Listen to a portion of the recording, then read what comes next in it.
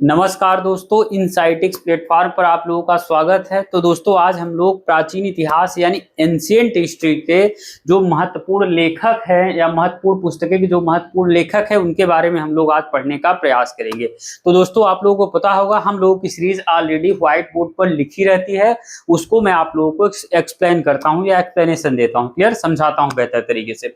तो दोस्तों देखिए, जो एग्जाम के पॉइंट ऑफ व्यू से मोस्ट इंपॉर्टेंट है जो है पुस्तकें हैं एंशिएंट हिस्ट्री की, प्राचीन इतिहास की, उसको मैं यहाँ पर केवल लिखा हूँ, राइट डाउन किया हुआ, क्लियर।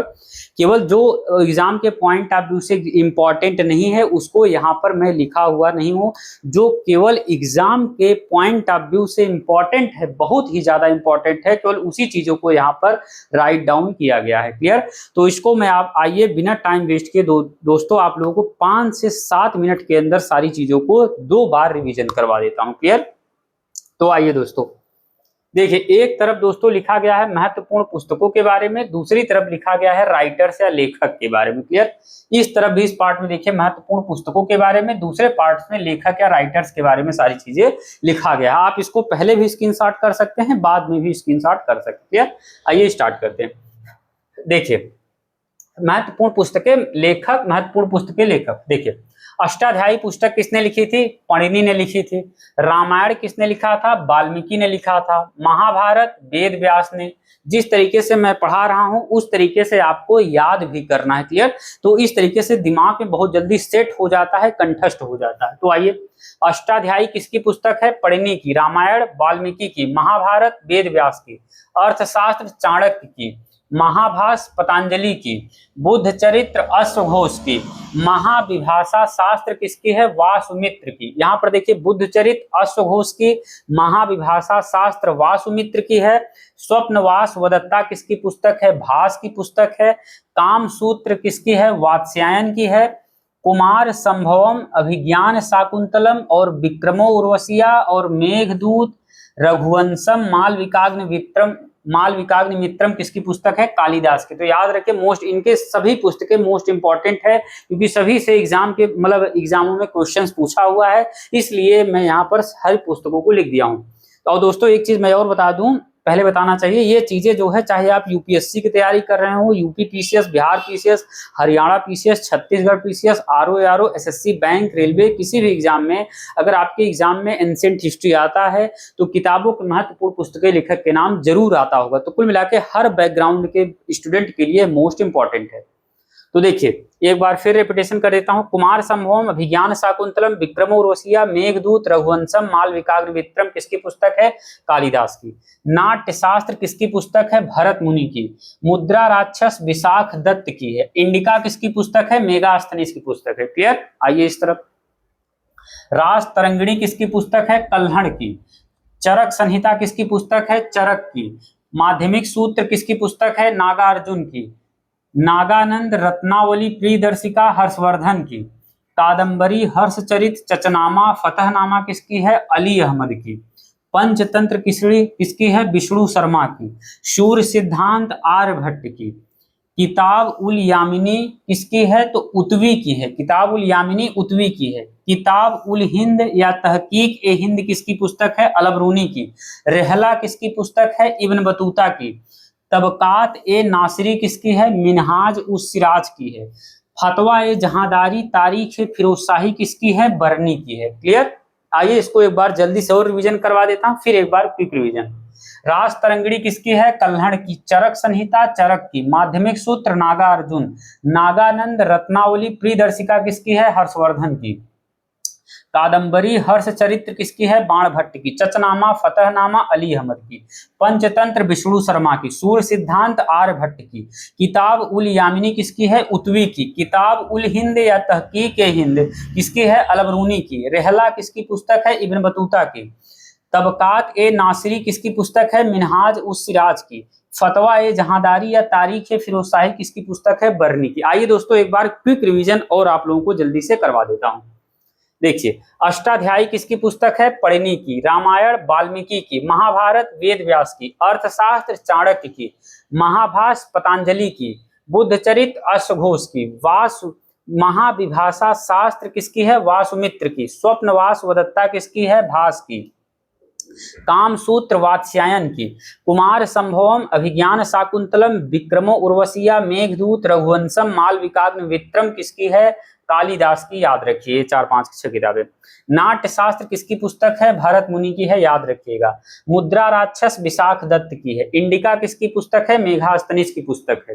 रास तरंगिणी किसकी पुस्तक है? कल्हड़ की पुस्तक है। चरक संहिता चरक की पुस्तक है। माध्यमिक सूत्र नागार्जुन की है। नागानंद रत्नावली प्रियदर्शिका किसकी पुस्तक है? हर्षवर्धन की पुस्तक है, याद रखिएगा। और कादंबरी हर्षचरित किसकी है? बाण भट्ट की, याद रखिए। कादंबरी और हर्षचरित बाण भट्ट की। चचनामा या फतहनामा अली अहमद की। पंचतंत्र विष्णु शर्मा की। चचनामा फतहनामा अली अहमद की है। पंचतंत्र विष्णु शर्मा की। सूर्य सिद्धांत आर्यभट्ट की। सूर्य सिद्धांत किसकी है? आर्यभट्ट की। उसके बाद किताब उल यामिनी किसकी है? उतवी की है। किताब उल हिंद या तहकीक ए हिंद किसकी है? अलबरूनी की। याद रखिए, कई बार कंफ्यूजन होता है। किताब उल यामिनी उतवी की है। किताब उल हिंद या तहकीक ए हिंद किसकी है? तो अलबरूनी की है। रहला किसकी पुस्तक है? मल्टीपल टाइम एग्जाम में पूछा गया है, इब्न बतूता की है। तबकात ए नासरी किसकी पुस्तक है? मिनहाज उस सिराज की है। फतवा ए जहांदारी या फिर तारीख ए फिरोजशाही किसकी पुस्तक है? बर्नी की। फतवा ए जहांदारी तारीख ए फिरोजशाही किसकी पुस्तक है? बर्नी की। मैं साइड में हो जाता हूं, आप लोग स्क्रीनशॉट ले लीजिए। दूसरी चीज दोस्तों, ये जो मैं लिखवाया हूं यहाँ पर प्राचीन इतिहास के, एंशिएंट हिस्ट्री के मोस्ट इंपॉर्टेंट जो महत्वपूर्ण पुस्तकें हैं और उनके जो राइटर्स हैं उसके बारे में यहाँ पर बताया गया है। आप इसको मल्टीपल टाइम रिवीजन कर लीजिए, क्योंकि एग्जाम के पॉइंट ऑफ व्यू से मोस्ट इंपॉर्टेंट है। ये यूपीएससी, यूपीपीसीएस, अन्य कॉम्पिटेटिव एग्जाम, वनडे एग्जाम में मल्टीपल टाइम्स पूछे गए हैं। क्लियर? तो ठीक है दोस्तों, अब हम लोगों की नेक्स्ट सीरीज आएगी। हम लोग पढ़ेंगे संघ सूची, राज सूची, समवर्ती सूची के बारे में, कि संघ सूची में कौन से विषय शामिल किए गए हैं, राज सूची, समवर्ती सूची। क्लियर? तो ठीक है दोस्तों, क्लास को यहीं पर एंड करते हैं। मिलते हैं नेक्स्ट वीडियो में, तब तक के लिए धन्यवाद।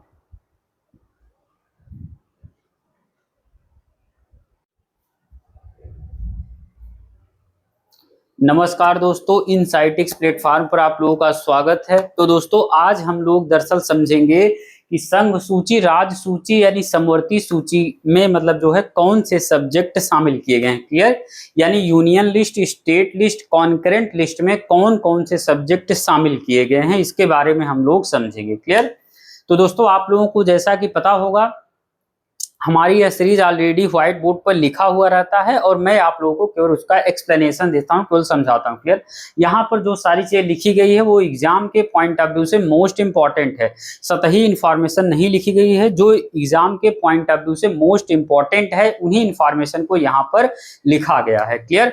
तो आइए दोस्तों, हम लोग 5 मिनट के भीतर या मैक्सिमम 5 मिनट में इसको 2 बार जो है क्विक रिविजन कर लेते हैं। आप लोगों को समझे मतलब कॉन्सेप्ट क्लैरिटी आ जाएगी। दरअसल संघ सूची, राज सूची, समवर्ती सूची में कौन कौन से सब्जेक्ट शामिल किए गए हैं और इस पर कौन कौन से किस तरीके से नियम कानून बनाता है। क्लियर?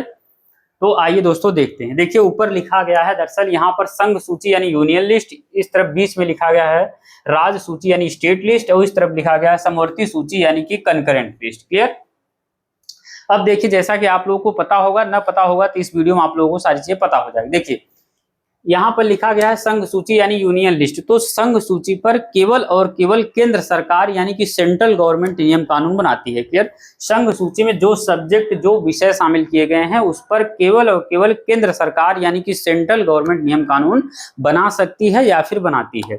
दूसरी चीजें, जो यहाँ पर स्टेट लिस्ट या राज सूची लिखा गया है, इस पर जो है केवल और केवल राज्य सरकार या फिर स्टेट गवर्नमेंट ही नियम कानून, रूल रेगुलेशन जो है बनाती है या फिर बना सकती है। क्लियर?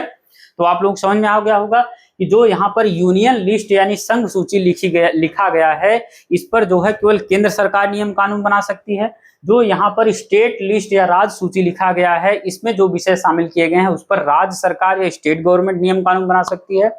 तीसरी चीजें, यहाँ पर देखिए जो समवर्ती सूची यानी कंकरेंट लिस्ट लिखा गया है, इस पर जो है केंद्र सरकार और राज्य सरकार दोनों नियम कानून बना सकते हैं। क्लियर? दूसरी चीजें, इस पर थोड़ा सा टर्निंग पॉइंट है कि समवर्ती सूची में जैसे मैंने आप लोगों को बताया कि केंद्र सरकार, राज्य सरकार दोनों नियम कानून बना सकते हैं और बनाते भी हैं। दूसरी चीज, अगर केंद्र सरकार, राज्य सरकार दोनों नियम कानून उसी सब्जेक्ट पे बना दे तो केंद्र सरकार वाला जो नियम बनाएगी इस पर जो है समवर्ती सूची के सब्जेक्ट पर यानी कॉन्करेंट लिस्ट पर, तो केंद्र सरकार वाला नियम कानून राज्य सरकार के ऊपर वैलिड होगा। मतलब केंद्र वाला नियम जो है प्रभावी हो जाएगा राज्य सरकार के ऊपर।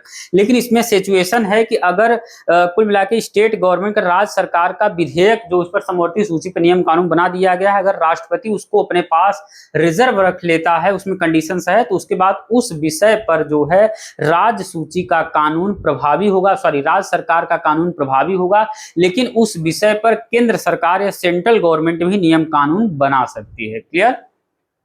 तो आप लोगों को मोटा मोटी समझ में आ गया होगा कि संघ सूची यानी यूनियन लिस्ट पर केंद्र सरकार नियम कानून बनाती है, राज्य सरकार या स्टेट लिस्ट पर राज्य सरकार नियम कानून बनाती है, और केंद्र समवर्ती सूची या कॉन्करेंट लिस्ट पर केंद्र और राज्य सरकार दोनों नियम कानून बना सकती है। क्लियर?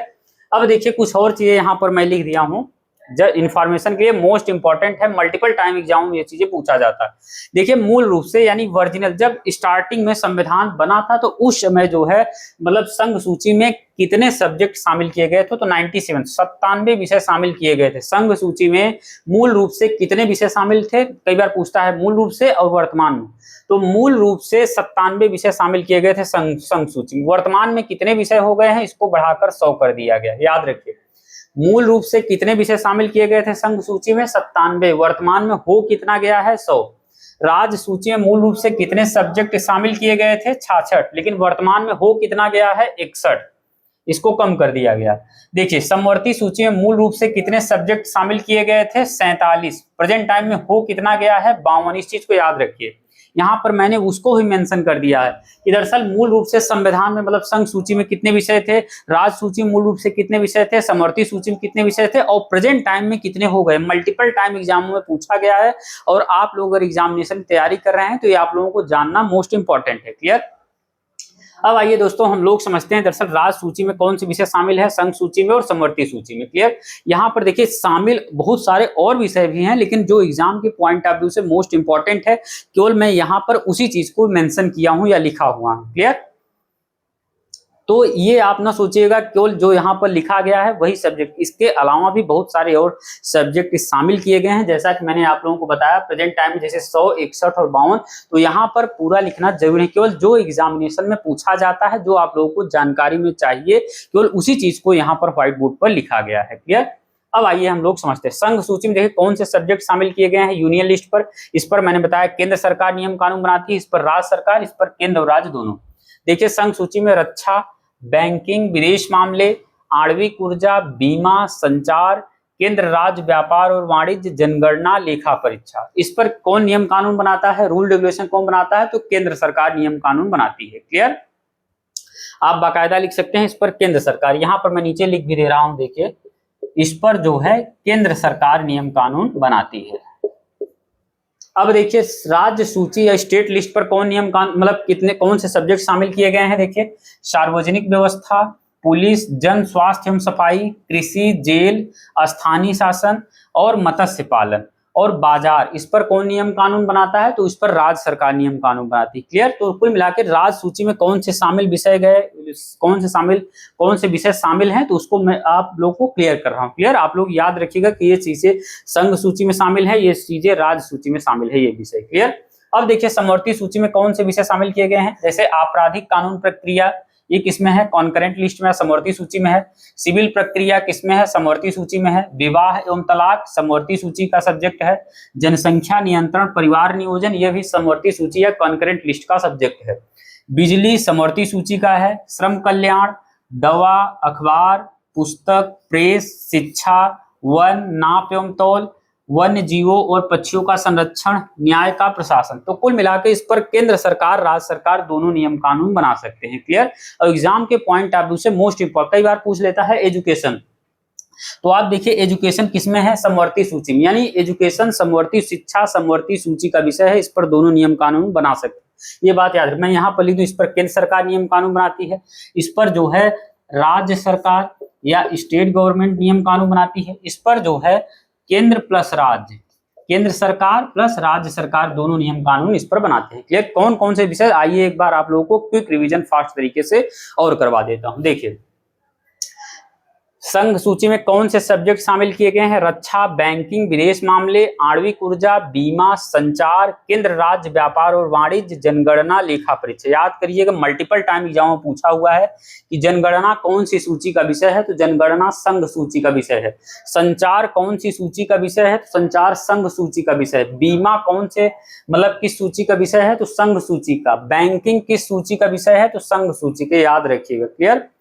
राज्य सूची में कौन से विषय शामिल है? सार्वजनिक व्यवस्था, पुलिस। पुलिस किस सूची का विषय है, तो राज्य सूची का विषय है, याद रखिएगा। क्लियर। इस पर केवल राज्य सरकार नियम कानून ही बना सकती है।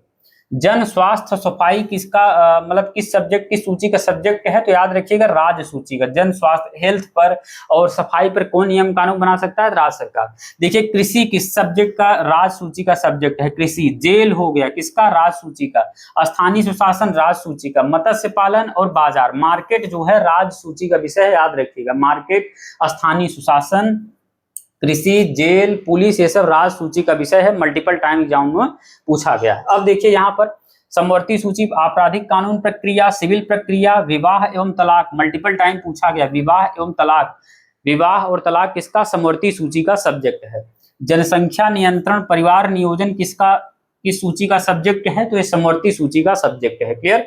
उसके बाद बिजली, ये दोनों मतलब केंद्र जो समवर्ती सूची पर शामिल है, ऐसा समझिए कि उस पर केंद्र सरकार, राज्य सरकार दोनों ही नियम कानून बना सकते हैं। क्लियर। तो बिजली समवर्ती सूची का सब्जेक्ट है, उस पर केंद्र सरकार, राज्य सरकार दोनों नियम कानून बना सकते हैं। श्रम कल्याण समवर्ती सूची का। दवा पर समवर्ती सूची का। अखबार भी समवर्ती सूची का। पुस्तक, प्रेस, शिक्षा, नाप एवं तौल, वन्य जीव और पक्षियों का संरक्षण, न्याय का प्रशासन। तो ये कुल मिला के मैंने आप लोगों को बता दिया कि ये संघ सूची का सब्जेक्ट है, ये राज्य सूची का सब्जेक्ट है, ये समवर्ती सूची का सब्जेक्ट है। क्लियर। अब आप लोग याद रखिएगा कि किस पर, मैंने आप लोगों को यह भी बता दिया किस पर केंद्र सरकार नियम कानून बनाती है, किस पर राज्य सरकार, किस पर केंद्र और राज्य दोनों।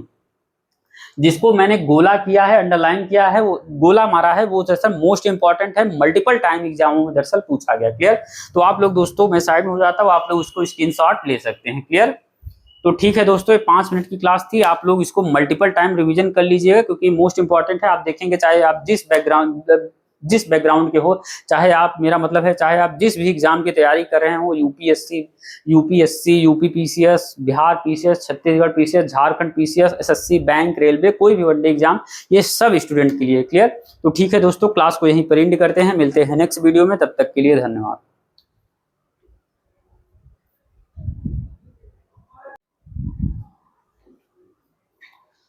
नमस्कार दोस्तों, इनसाइटिक्स प्लेटफॉर्म पर आप लोगों का स्वागत है। तो दोस्तों, अभी की क्लास में यानी आज की क्लास में हम लोग पढ़ेंगे बायोस्फीयर रिजर्व या जैव मंडल आगार के बारे में। अभी जस्ट इससे पिछली क्लास में हम लोगों ने नेशनल पार्कों के बारे में देखा, हम लोगों ने किस तरीके से, कितने बेहतर तरीके से नेशनल पार्क के बारे में सारी चीजों को पढ़ा, मतलब राष्ट्रीय उद्यान के बारे में।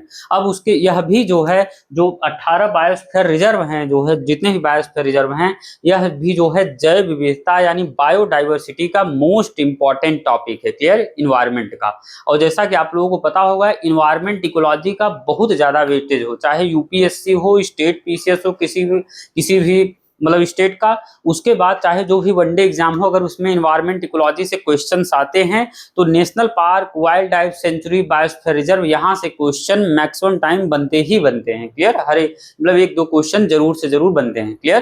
तो मैं अभी की क्लास में आप लोगों को 18 जो अभी टोटल भारत में 18 बायोस्फीयर रिजर्व हैं, और 18 बायोस्फीयर रिजर्व को मैं अभी की क्लास में यानी आज की क्लास में कंप्लीट करवा दूंगा। क्लियर। तो यह इन्वायरमेंट सब्जेक्ट का, इन्वायरमेंट इकोलॉजी सब्जेक्ट का बायोडाइवर्सिटी यानी जैव विविधता का मोस्ट इंपॉर्टेंट टॉपिक है बायोस्फीयर रिजर्व जैव मंडल आगार। तो आइए दोस्तों, बिना टाइम वेस्ट किए मैं आप लोगों को 5 मिनट के अंदर या मैक्सिमम 5 मिनट में ये चीजें कवर करवा दूंगा। क्लियर। तो आइए दोस्तों, हम लोग स्टार्ट करते हैं। देखिए, भारत में अभी कुल जो है 18 बायोस्फीयर रिजर्व है, जैव मंडल आगार यहाँ पर लिखा गया है। देखिए, भारत में अभी कुल 18 बायोस्फीयर रिजर्व है। कितने बायोस्फीयर रिजर्व हैं? 18 बायोस्फीयर रिजर्व हैं। यहाँ पर लिखा गया है जैव मंडल आगार या बायोस्फीयर रिजर्व। इस बात का ध्यान रखिएगा, भारत में अभी प्रेजेंट टाइम में 18 बायोस्फीयर रिजर्व हैं, 18 जैव मंडल आगार हैं। क्लियर। अब देखिए, एक तरफ लिखा गया है जैव मंडल रिजर्व या बायोस्फीयर रिजर्व का नाम जो है, एक तरफ लिखा गया है वह किस राज्य में एसोसिएटेड है। क्लियर। इस तरफ भी देखिए दो पार्ट में टोटल 18 बायोस्फीयर रिजर्व को एक से लेकर टोटल 9 इधर है 9 उधर है। इस तरफ भी एक पार्ट में देखिए जैव मंडल आगार बायोस्फीयर रिजर्व को लिखा गया है, उसके बाद वह किस राज्य से एसोसिएटेड है, मतलब किस राज्य में स्टैब्लिश है, उस राज्य का नाम लिखा गया है। क्लियर। तो आइए दोस्तों स्टार्ट करते हैं। देखिए नीलगिरी बायोस्फीयर रिजर्व कहाँ है, केरल, कर्नाटक, तमिलनाडु में स्टैब्लिश है। क्लियर। तीनों जगह मतलब तीनों के मिडिल में स्टैब्लिश है, तीनों राज्य उसमें शामिल हो जाते हैं बायोस्फीयर रिजर्व में। बायोस्फीयर रिजर्व में आप समझिए बड़ा सा एरिया होता है। क्लियर। क्योंकि तीनों राज्य शामिल हो जाते हैं तो इसीलिए तीनों का नाम लिखा है। तो नीलगिरी बायोस्फीयर रिजर्व कहाँ है, केरल, कर्नाटक, तमिलनाडु। जिस तरीके से मैं याद करवा रहा हूँ सेम टू सेम उसी तरीके से आपको पढ़ना है और याद भी करना। तो नीलगिरी बायोस्फीयर रिजर्व केरल, कर्नाटक, तमिलनाडु में। नंदा देवी बायोस्फीयर रिजर्व उत्तराखंड में है। नोक्रेक बायोस्फीयर रिजर्व मेघालय में है। मानस बायोस्फीयर रिजर्व असम में है। सुंदरवन बायोस्फीयर रिजर्व पश्चिम बंगाल में है। मन्नार की खाड़ी बायोस्फीयर रिजर्व तमिलनाडु में है। Great Nicobar biosphere reserve Andaman और निकोबार में है। उसके बाद सिमलीपाल बायोस्फीयर रिजर्व उड़ीसा में है। डिब्रू साइखोवा बायोस्फीयर रिजर्व असम में है। क्लियर। उसके बाद देखिए उस पार्ट में फिर एक बार आप लोगों को क्विक रिवीजन भी करवा दूंगा। क्लियर। दिहांग दिबांग बायोस्फीयर रिजर्व कहाँ है, अरुणाचल प्रदेश में। पंचमढ़ी बायोस्फीयर रिजर्व मध्य प्रदेश में है। कंचनजंगा बायोस्फीयर रिजर्व कहाँ है, सिक्किम में है। याद रखिएगा मल्टीपल टाइम पूछा गया है कंचनजंगा बायोस्फीयर रिजर्व कहाँ है, तो सिक्किम में है। अगस्त्यामाला बायोस्फीयर रिजर्व कहाँ है, केरल और कर्नाटक में है। अचान कमार अमरकंटक बायोस्फीयर रिजर्व कहाँ है, तो मध्य प्रदेश में है। कच्छ बायोस्फीयर रिजर्व कहाँ है, गुजरात में है। शीत मरुस्थल यानी कोल्ड डेजर्ट बायोस्फीयर रिजर्व कहाँ पर है, तो ये हिमाचल प्रदेश में है। शेषाचेलम बायोस्फीयर रिजर्व कहाँ है, आंध्र प्रदेश में है। पन्ना बायोस्फीयर रिजर्व कहाँ है, मध्य प्रदेश में। क्लियर। तो दोस्तों आइए मैं एक बार फिर से क्विक रिवीजन करवा देता हूं ताकि आपके दिमाग में एकदम कंठस्थ हो जाए, एकदम सेट हो जाए, ताकि किसी भी एग्जाम में चाहे यूपीएससी, यूपी पीसीएस या फिर Bihar PCS, Haryana PCS, Jharkhand PCS, Chhattisgarh PCS, RO यारो किसी भी या वनडे एग्जाम में अगर एनवायरमेंट इकोलॉजी से क्वेश्चन आते होंगे तो ये जरूर से जरूर पूछा जाता होगा। तो किसी भी सब्जेक्ट मतलब किसी भी टाइप के एग्जाम के लिए मोस्ट इंपॉर्टेंट है। क्लियर। आइए एक बार क्विक रिवीजन फास्ट तरीके से रिवीजन करवा देता हूं। देखिए नीलगिरी बायोस्फीयर रिजर्व कहाँ है, केरल, कर्नाटक, तमिलनाडु में। नंदा देवी बायोस्फीयर रिजर्व उत्तराखंड में है। नोक्रेक बायोस्फीयर रिजर्व मेघालय में है। मानस बायोस्फीयर रिजर्व असम में है। सुंदरवन बायोस्फीयर रिजर्व पश्चिम बंगाल में है। मन्नार की खाड़ी बायोस्फीयर रिजर्व तमिलनाडु में है। Great Nicobar biosphere reserve Andaman और निकोबार में है। सिमलीपाल बायोस्फीयर रिजर्व उड़ीसा में है। डिब्रू साइखोवा बायोस्फीयर रिजर्व असम में है। याद रखिए ग्रेट निकोबार कहाँ है, अंडमान निकोबार में है। याद रखिएगा मल्टीपल टाइम पूछा गया है। Sundarban biosphere reserve multiple time पूछा गया है पश्चिम बंगाल में। मानस बायोस्फीयर रिजर्व आप देखिए कोई भी टेस्ट सीरीज मॉक टेस्ट लगाएंगे तो उसमें मानस बायोस्फीयर रिजर्व जरूर पूछा रहेगा कि मानस बायोस्फीयर रिजर्व कहाँ है, तो ये असम में है। क्लियर। नोक्रेक कहाँ है, मेघालय में। याद रखिएगा। दिहांग दिबांग बायोस्फीयर रिजर्व कहाँ है, अरुणाचल प्रदेश में है। पंचमढ़ी कहाँ है, मध्य प्रदेश में। कंचनजंगा मोस्ट इंपॉर्टेंट है, कंचनजंगा बायोस्फीयर रिजर्व कहाँ है, सिक्किम में है। अगस्त्यामाला बायोस्फीयर रिजर्व केरल और कर्नाटक में है। अचान कमार अमरकंटक बायोस्फीयर रिजर्व कहाँ है, मध्य प्रदेश में। कच्छ बायोस्फीयर रिजर्व कहाँ है, गुजरात में है। शीत मरुस्थल या कोल्ड डेजर्ट बायोस्फीयर रिजर्व कहाँ पर है, कई बार कोल्ड डेजर्ट दिया है, कई बार शीत मरुस्थल, तो दोनों नाम याद रखें। शीत मरुस्थल या कोल्ड डेजर्ट बायोस्फीयर रिजर्व कहाँ है, हिमाचल प्रदेश में। शेषाचेलम बायोस्फीयर रिजर्व कहाँ है, आंध्र प्रदेश में। पन्ना बायोस्फीयर रिजर्व कहाँ है, मध्य प्रदेश में। ठीक। तो दोस्तों इस तरीके से आप लोग सारी चीजों को याद कर सकते हैं। इसको एक बार स्क्रीनशॉट भी आप ले सकते हैं। दूसरी चीजें इस तरीके की सीरीज जो एग्जाम के पॉइंट ऑफ व्यू से सारी चीजें मोस्ट इंपॉर्टेंट रहती है, उसी चीज को अभी जस्ट क्विक रिवीजन करवा दिया जाए क्योंकि एग्जाम का टाइम आप लोगों को चल रहा है। उसके बाद जैसे अभी जस्ट उसके बाद जो है जैनिज्म बौद्धिज्म वाला टॉपिक जो है लाया जाएगा। उसके बाद जो भी इंपॉर्टेंट टॉपिक होगा जैसे पंचायती राज, नगर निगम, क्योंकि पॉलिटिक उसके बाद क्लासेस आप लोग की कंटिन्यू धीरे धीरे करके चलने लगी, चाहे हिस्ट्री हो, ज्योग्राफी, पॉलिटी, इकोनॉमी और इन्वायरमेंट इकोलॉजी, हर सब्जेक्ट की जो है क्लासेस। उसके बाद करंट अफेयर्स जो है स्टेप बाय स्टेप जो भी नेशनल इशू, इंटरनेशनल इशू जो चर्चा में रहते हैं उस सारी चीजों को डिस्कशन करवाया जाएगा। क्लियर। तो ठीक है दोस्तों 5 मिनट के अंदर मैंने किस तरीके से भारत में जो 18 बायोस्फीयर रिजर्व स्टैब्लिश है सारी चीजों को कवर करवा दिया। ठीक है दोस्तों क्लास को यहीं पर एंड करते हैं, मिलते हैं नेक्स्ट वीडियो में, तब तक के लिए धन्यवाद।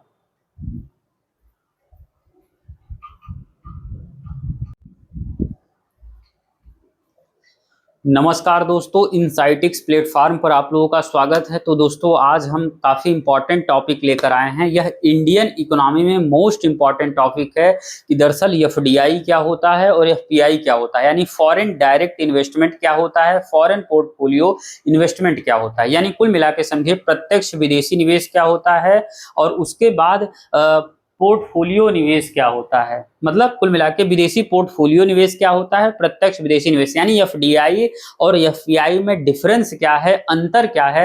अगर हो सकता है आप लोगों का इंडियन इकोनॉमी सब्जेक्ट न हो, तब भी एक जागरूक नागरिक, एक अवेयर सिटीजन के लिए यह जानना मोस्ट इंपॉर्टेंट है कि एफडीआई क्या होता है, एफपीआई क्या होता है, जीडीपी क्या होता है, एनएनपी क्या होता है, एनडीपी क्या होता है, जीएनपी क्या होता है, स्टॉक मार्केट क्या होता है, शेयर मार्केट क्या होता है, नेशनल स्टॉक एक्सचेंज क्या होता है, बंबई स्टॉक एक्सचेंज क्या होता है। इन सब सारी चीजों को जानना मोस्ट इंपॉर्टेंट है। भले ही आपका इंडियन इकोनॉमी सब्जेक्ट हो न हो, लेकिन यह एक जागरूक नागरिक होने के नाते जो है इन सब सारी चीजों को जानना मोस्ट इंपॉर्टेंट है। क्लियर? इससे आपका मतलब जो जागरूकता है, जो क्लैरिटी लेवल है, अंडरस्टैंडिंग लेवल पे है, जो विजनरी अप्रोच है, वो काफी ज्यादा डेवलप हो जाता है या नेक्स्ट लेवल पर पहुंच जाता है। क्लियर? तो दोस्तों आइए बिना टाइम वेस्ट किए हम लोग अपने टॉपिक पर पहुंचते हैं और आप लोगों को एफडीआई और एफपीआई में मूल अंतर क्या है उसके बारे में समझा देते हैं। क्लियर? तो कम से कम समय में आप लोगों का ये अगर वीडियो पूरा एंड तक देखेंगे, पूरी कंसेप्चुअल क्लैरिटी ले आ देंगे। दरअसल आप लोगों को समझ में आ जाएगा एफडीआई क्या होता है, एफडीआई क्या है। क्लियर? तो आइए एफडीआई और एफपीआई के बारे में समझते हैं। एक तरफ आप लोगों को दिख रहा होगा, एक तरफ एफडीआई लिखा है यानी फॉरेन डायरेक्ट इन्वेस्टमेंट लिखा गया है, एफडीआई दूसरी तरफ लिखा गया है फॉरेन पोर्टफोलियो इन्वेस्टमेंट, यानी एफपीआई क्या होता है। मैंने देखे 6-7-8 पॉइंट में सारी चीजों को कवर कर दिया है। इन 7-8 पॉइंट के जरिए आप लोगों को एफडीआई और एफपीआई में बिल्कुल कंसेप्चुअल क्लैरिटी ले आ दूंगा। क्लियर? तो आइए दोस्तों हम लोग देखते हैं कि दरअसल फॉरेन डायरेक्ट इन्वेस्टमेंट यानी प्रत्यक्ष विदेशी निवेश, या इसको एफडीआई कहते हैं। कुल मिला के एफडीआई और एफपीआई का मैं इस्तेमाल करूंगा। क्लियर? देखिए एफडीआई का मतलब होता है जैसे अगर आप लिस्टेड कंपनी में अगर 10% से ज्यादा इन्वेस्टमेंट करते हैं तो दरअसल वो पैसा एफडीआई ही होगा। अगर कोई विदेशी इन्वेस्टर्स, विदेशी निवेशक जो है अगर किसी कंपनी में अगर 10% से ज्यादा इन्वेस्टमेंट करता है तो वो पैसा एफडीआई ही कहा जाएगा, एफपीआई नहीं कहा जाएगा। क्लियर?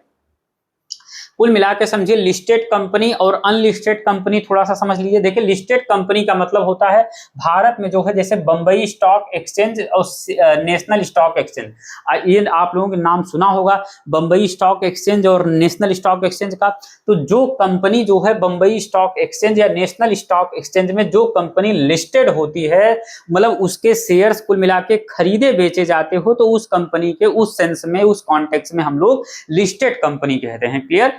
तो उस कंपनी के शेयर्स जो है, जो उस कंपनी के शेयर्स होते हैं वो कुल मिला के खरीदे और बेचे जाते हों, तो वैसी कंपनी के हम लोग जो है क्या कहते हैं, लिस्टेड कंपनी। क्लियर? तो मैं उस सेंस में लिस्टेड अनलिस्टेड का इस्तेमाल कर रहा हूं। आप लोग समझ गए होंगे, एक बार वो क्लियर करता हूं। मैं लिस्टेड अनलिस्टेड का इस सेंस में इस्तेमाल कर रहा हूं, जो कंपनी आप लोगों ने सुना होगा, जो शेयर मार्केट है भारत का बंबई स्टॉक एक्सचेंज, एक होता है नेशनल स्टॉक एक्सचेंज।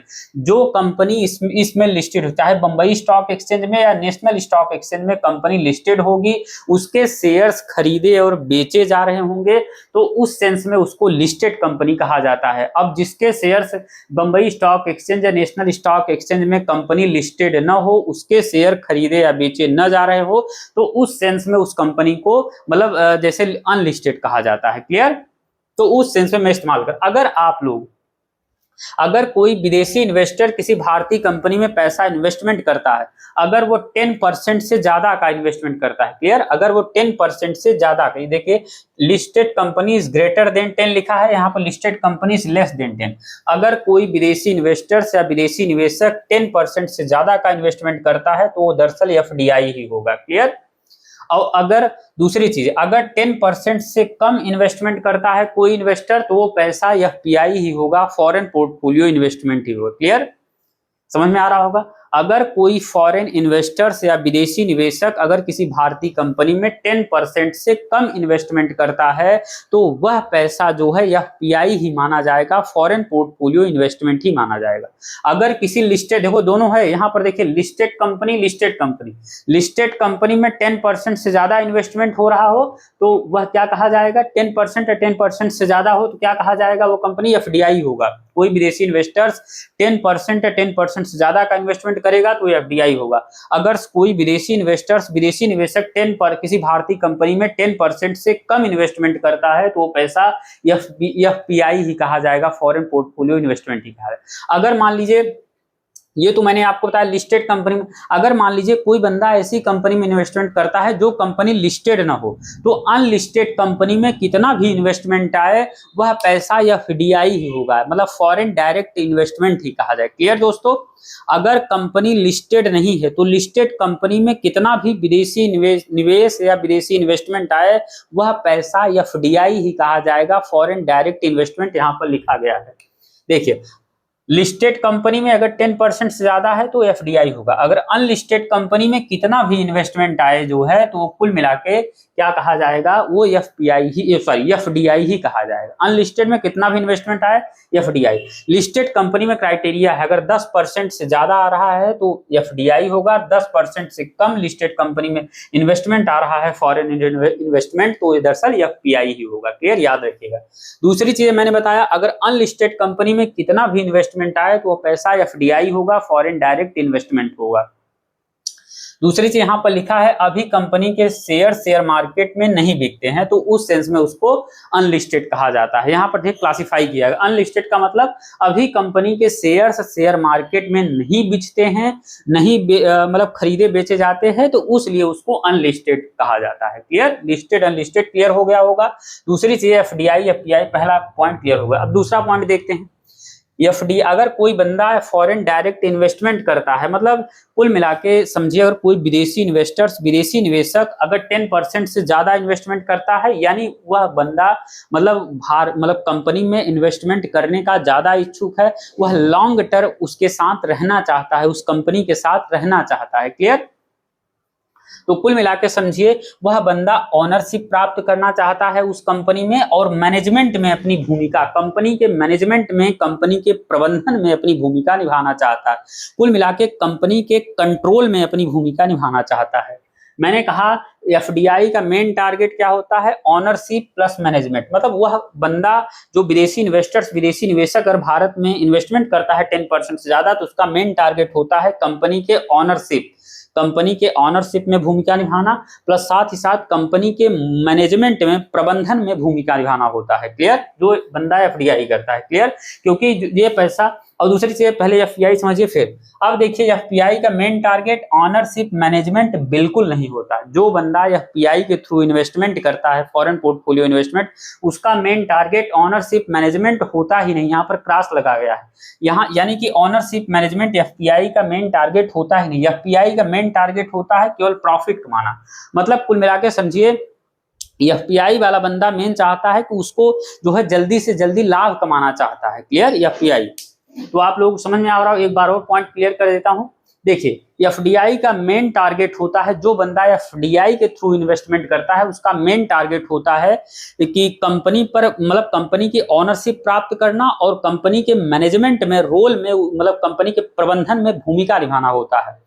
लेकिन जो बंदा एफपीआई करता है, फॉरेन पोर्टफोलियो इन्वेस्टमेंट, वो जो है ऑनरशिप मैनेजमेंट में वो भूमिका नहीं चाहता, बिल्कुल भूमिका नहीं चाहता। दूसरी चीज क्या चाहता है, केवल प्रॉफिट पर फोकस करता है। एफपीआई के थ्रू जो इन्वेस्टमेंट करता है वह केवल प्रॉफिट पर ध्यान देता है, जैसे ही लाभ होता है वो तुरंत मतलब दूसरे जगह चला जाता है। क्लियर? कुल मिला के प्रॉफिट और रिटर्न्स का खेल है। यह जो एफपीआई करता है समझिए मोटा मोटी ये केवल प्रॉफिट पर फोकस करता है। ये जो है मतलब ये कंपनी के कंट्रोल और रिटर्न्स, ये कंपनी पर कंट्रोल में भूमिका निभाता है। कुल मिला के एफपीआई वाला बंदा कंपनी के रिटर्न्स, मुनाफा देखता है। अगर वहां फायदा होगा तो शेयर खरीद लेगा, उसके बाद उसको फायदा होगा तो शेयर बेच के चला जाएगा। क्लियर। अब आइए तीसरे पॉइंट में देखते हैं। एफडीआई के रूप में जो धनराशि भारत में आती है वो लॉन्ग टर्म अप्रोच से आती है, लंबे समय के लिए आती है। क्लियर।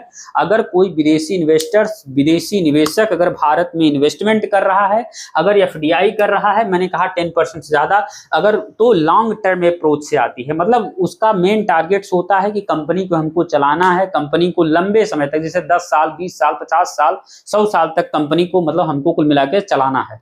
लेकिन जो एफपीआई फॉरेन पोर्टफोलियो इन्वेस्टमेंट के रूप में जो धनराशि जो इन्वेस्टमेंट आता है उसका शॉर्ट टर्म अप्रोच होता है। क्लियर। शॉर्ट टर्म अप्रोच का मतलब थोड़े समय के लिए, जैसे किसी शेयर मार्केट में शेयर खरीद लिए, जैसे ही लाभ हुआ तुरंत अब लाभ निकाल कर जो है किसी दूसरे देश में चले जाना, तो कुल मिला के इतना शॉर्ट टर्म होता है। अब एक बार और देखिए तीसरा पॉइंट देखिए, फॉरेन डायरेक्ट इन्वेस्टमेंट एफडीआई के रूप में जो धनराशि जो इन्वेस्टमेंट भारत में आता है वह लॉन्ग टर्म अप्रोच से आता है, लंबे समय के लिए, जैसे 10 साल 20 साल 50 साल। कोई विदेशी निवेशक अगर एफडीआई के थ्रू, मतलब अगर 10% से ज्यादा, आप सोचिए अगर कोई बंदा 10% से ज्यादा किसी कंपनी में पैसा लगा रहा है तो उसका लॉन्ग टर्म ही अप्रोच होगा ना, उसका मतलब लंबे समय तक हमको चलाना है। अगर 10% ज्यादा हो सकता है, 10% ज्यादा हो सकता है, 50%, 40%, 100% भी हो सकता है इन्वेस्टमेंट करे पूरी कंपनी। क्लियर। हो सकता है पूरी कंपनी का मालिक हो पूरी तरीके से, हो सकता है उसमें 40% हिस्सा, 20%, 10% ज्यादा, इस तरीके से हिस्सेदारी हो सकती है। क्लियर। और जो एफपीआई के रूप में फॉरेन पोर्टफोलियो इन्वेस्टमेंट के रूप में जो धनराशि आती है वो शॉर्ट टर्म अप्रोच के रूप में आती है। मैंने कहा जैसे कोई बंदा जैसे शेयर मार्केट में इन्वेस्टमेंट कर दिया, शेयर मार्केट में जैसे ही उसको प्रॉफिट हुआ वो तुरंत निकाल के किसी अन्य देश में चला जाता है। क्लियर। तो इस तरीके से शॉर्ट टर्म अप्रोच से आती है। एफपीआई के रूप में जो धनराशि होती है वो शॉर्ट टर्म अप्रोच से आती है, और एफडीआई के रूप में जो धनराशि आती है वो लॉन्ग टर्म अप्रोच से आती है। मैंने कहा इस बंदे का मेन टारगेट होता है जो 10% से ज्यादा इन्वेस्टमेंट करेगा, उसका मेन टारगेट क्या होगा, कंपनी को लंबे समय तक हमको चलाना है। क्लियर। कम से कम 10 साल 20 साल 50 साल इस तरीके से। क्लियर।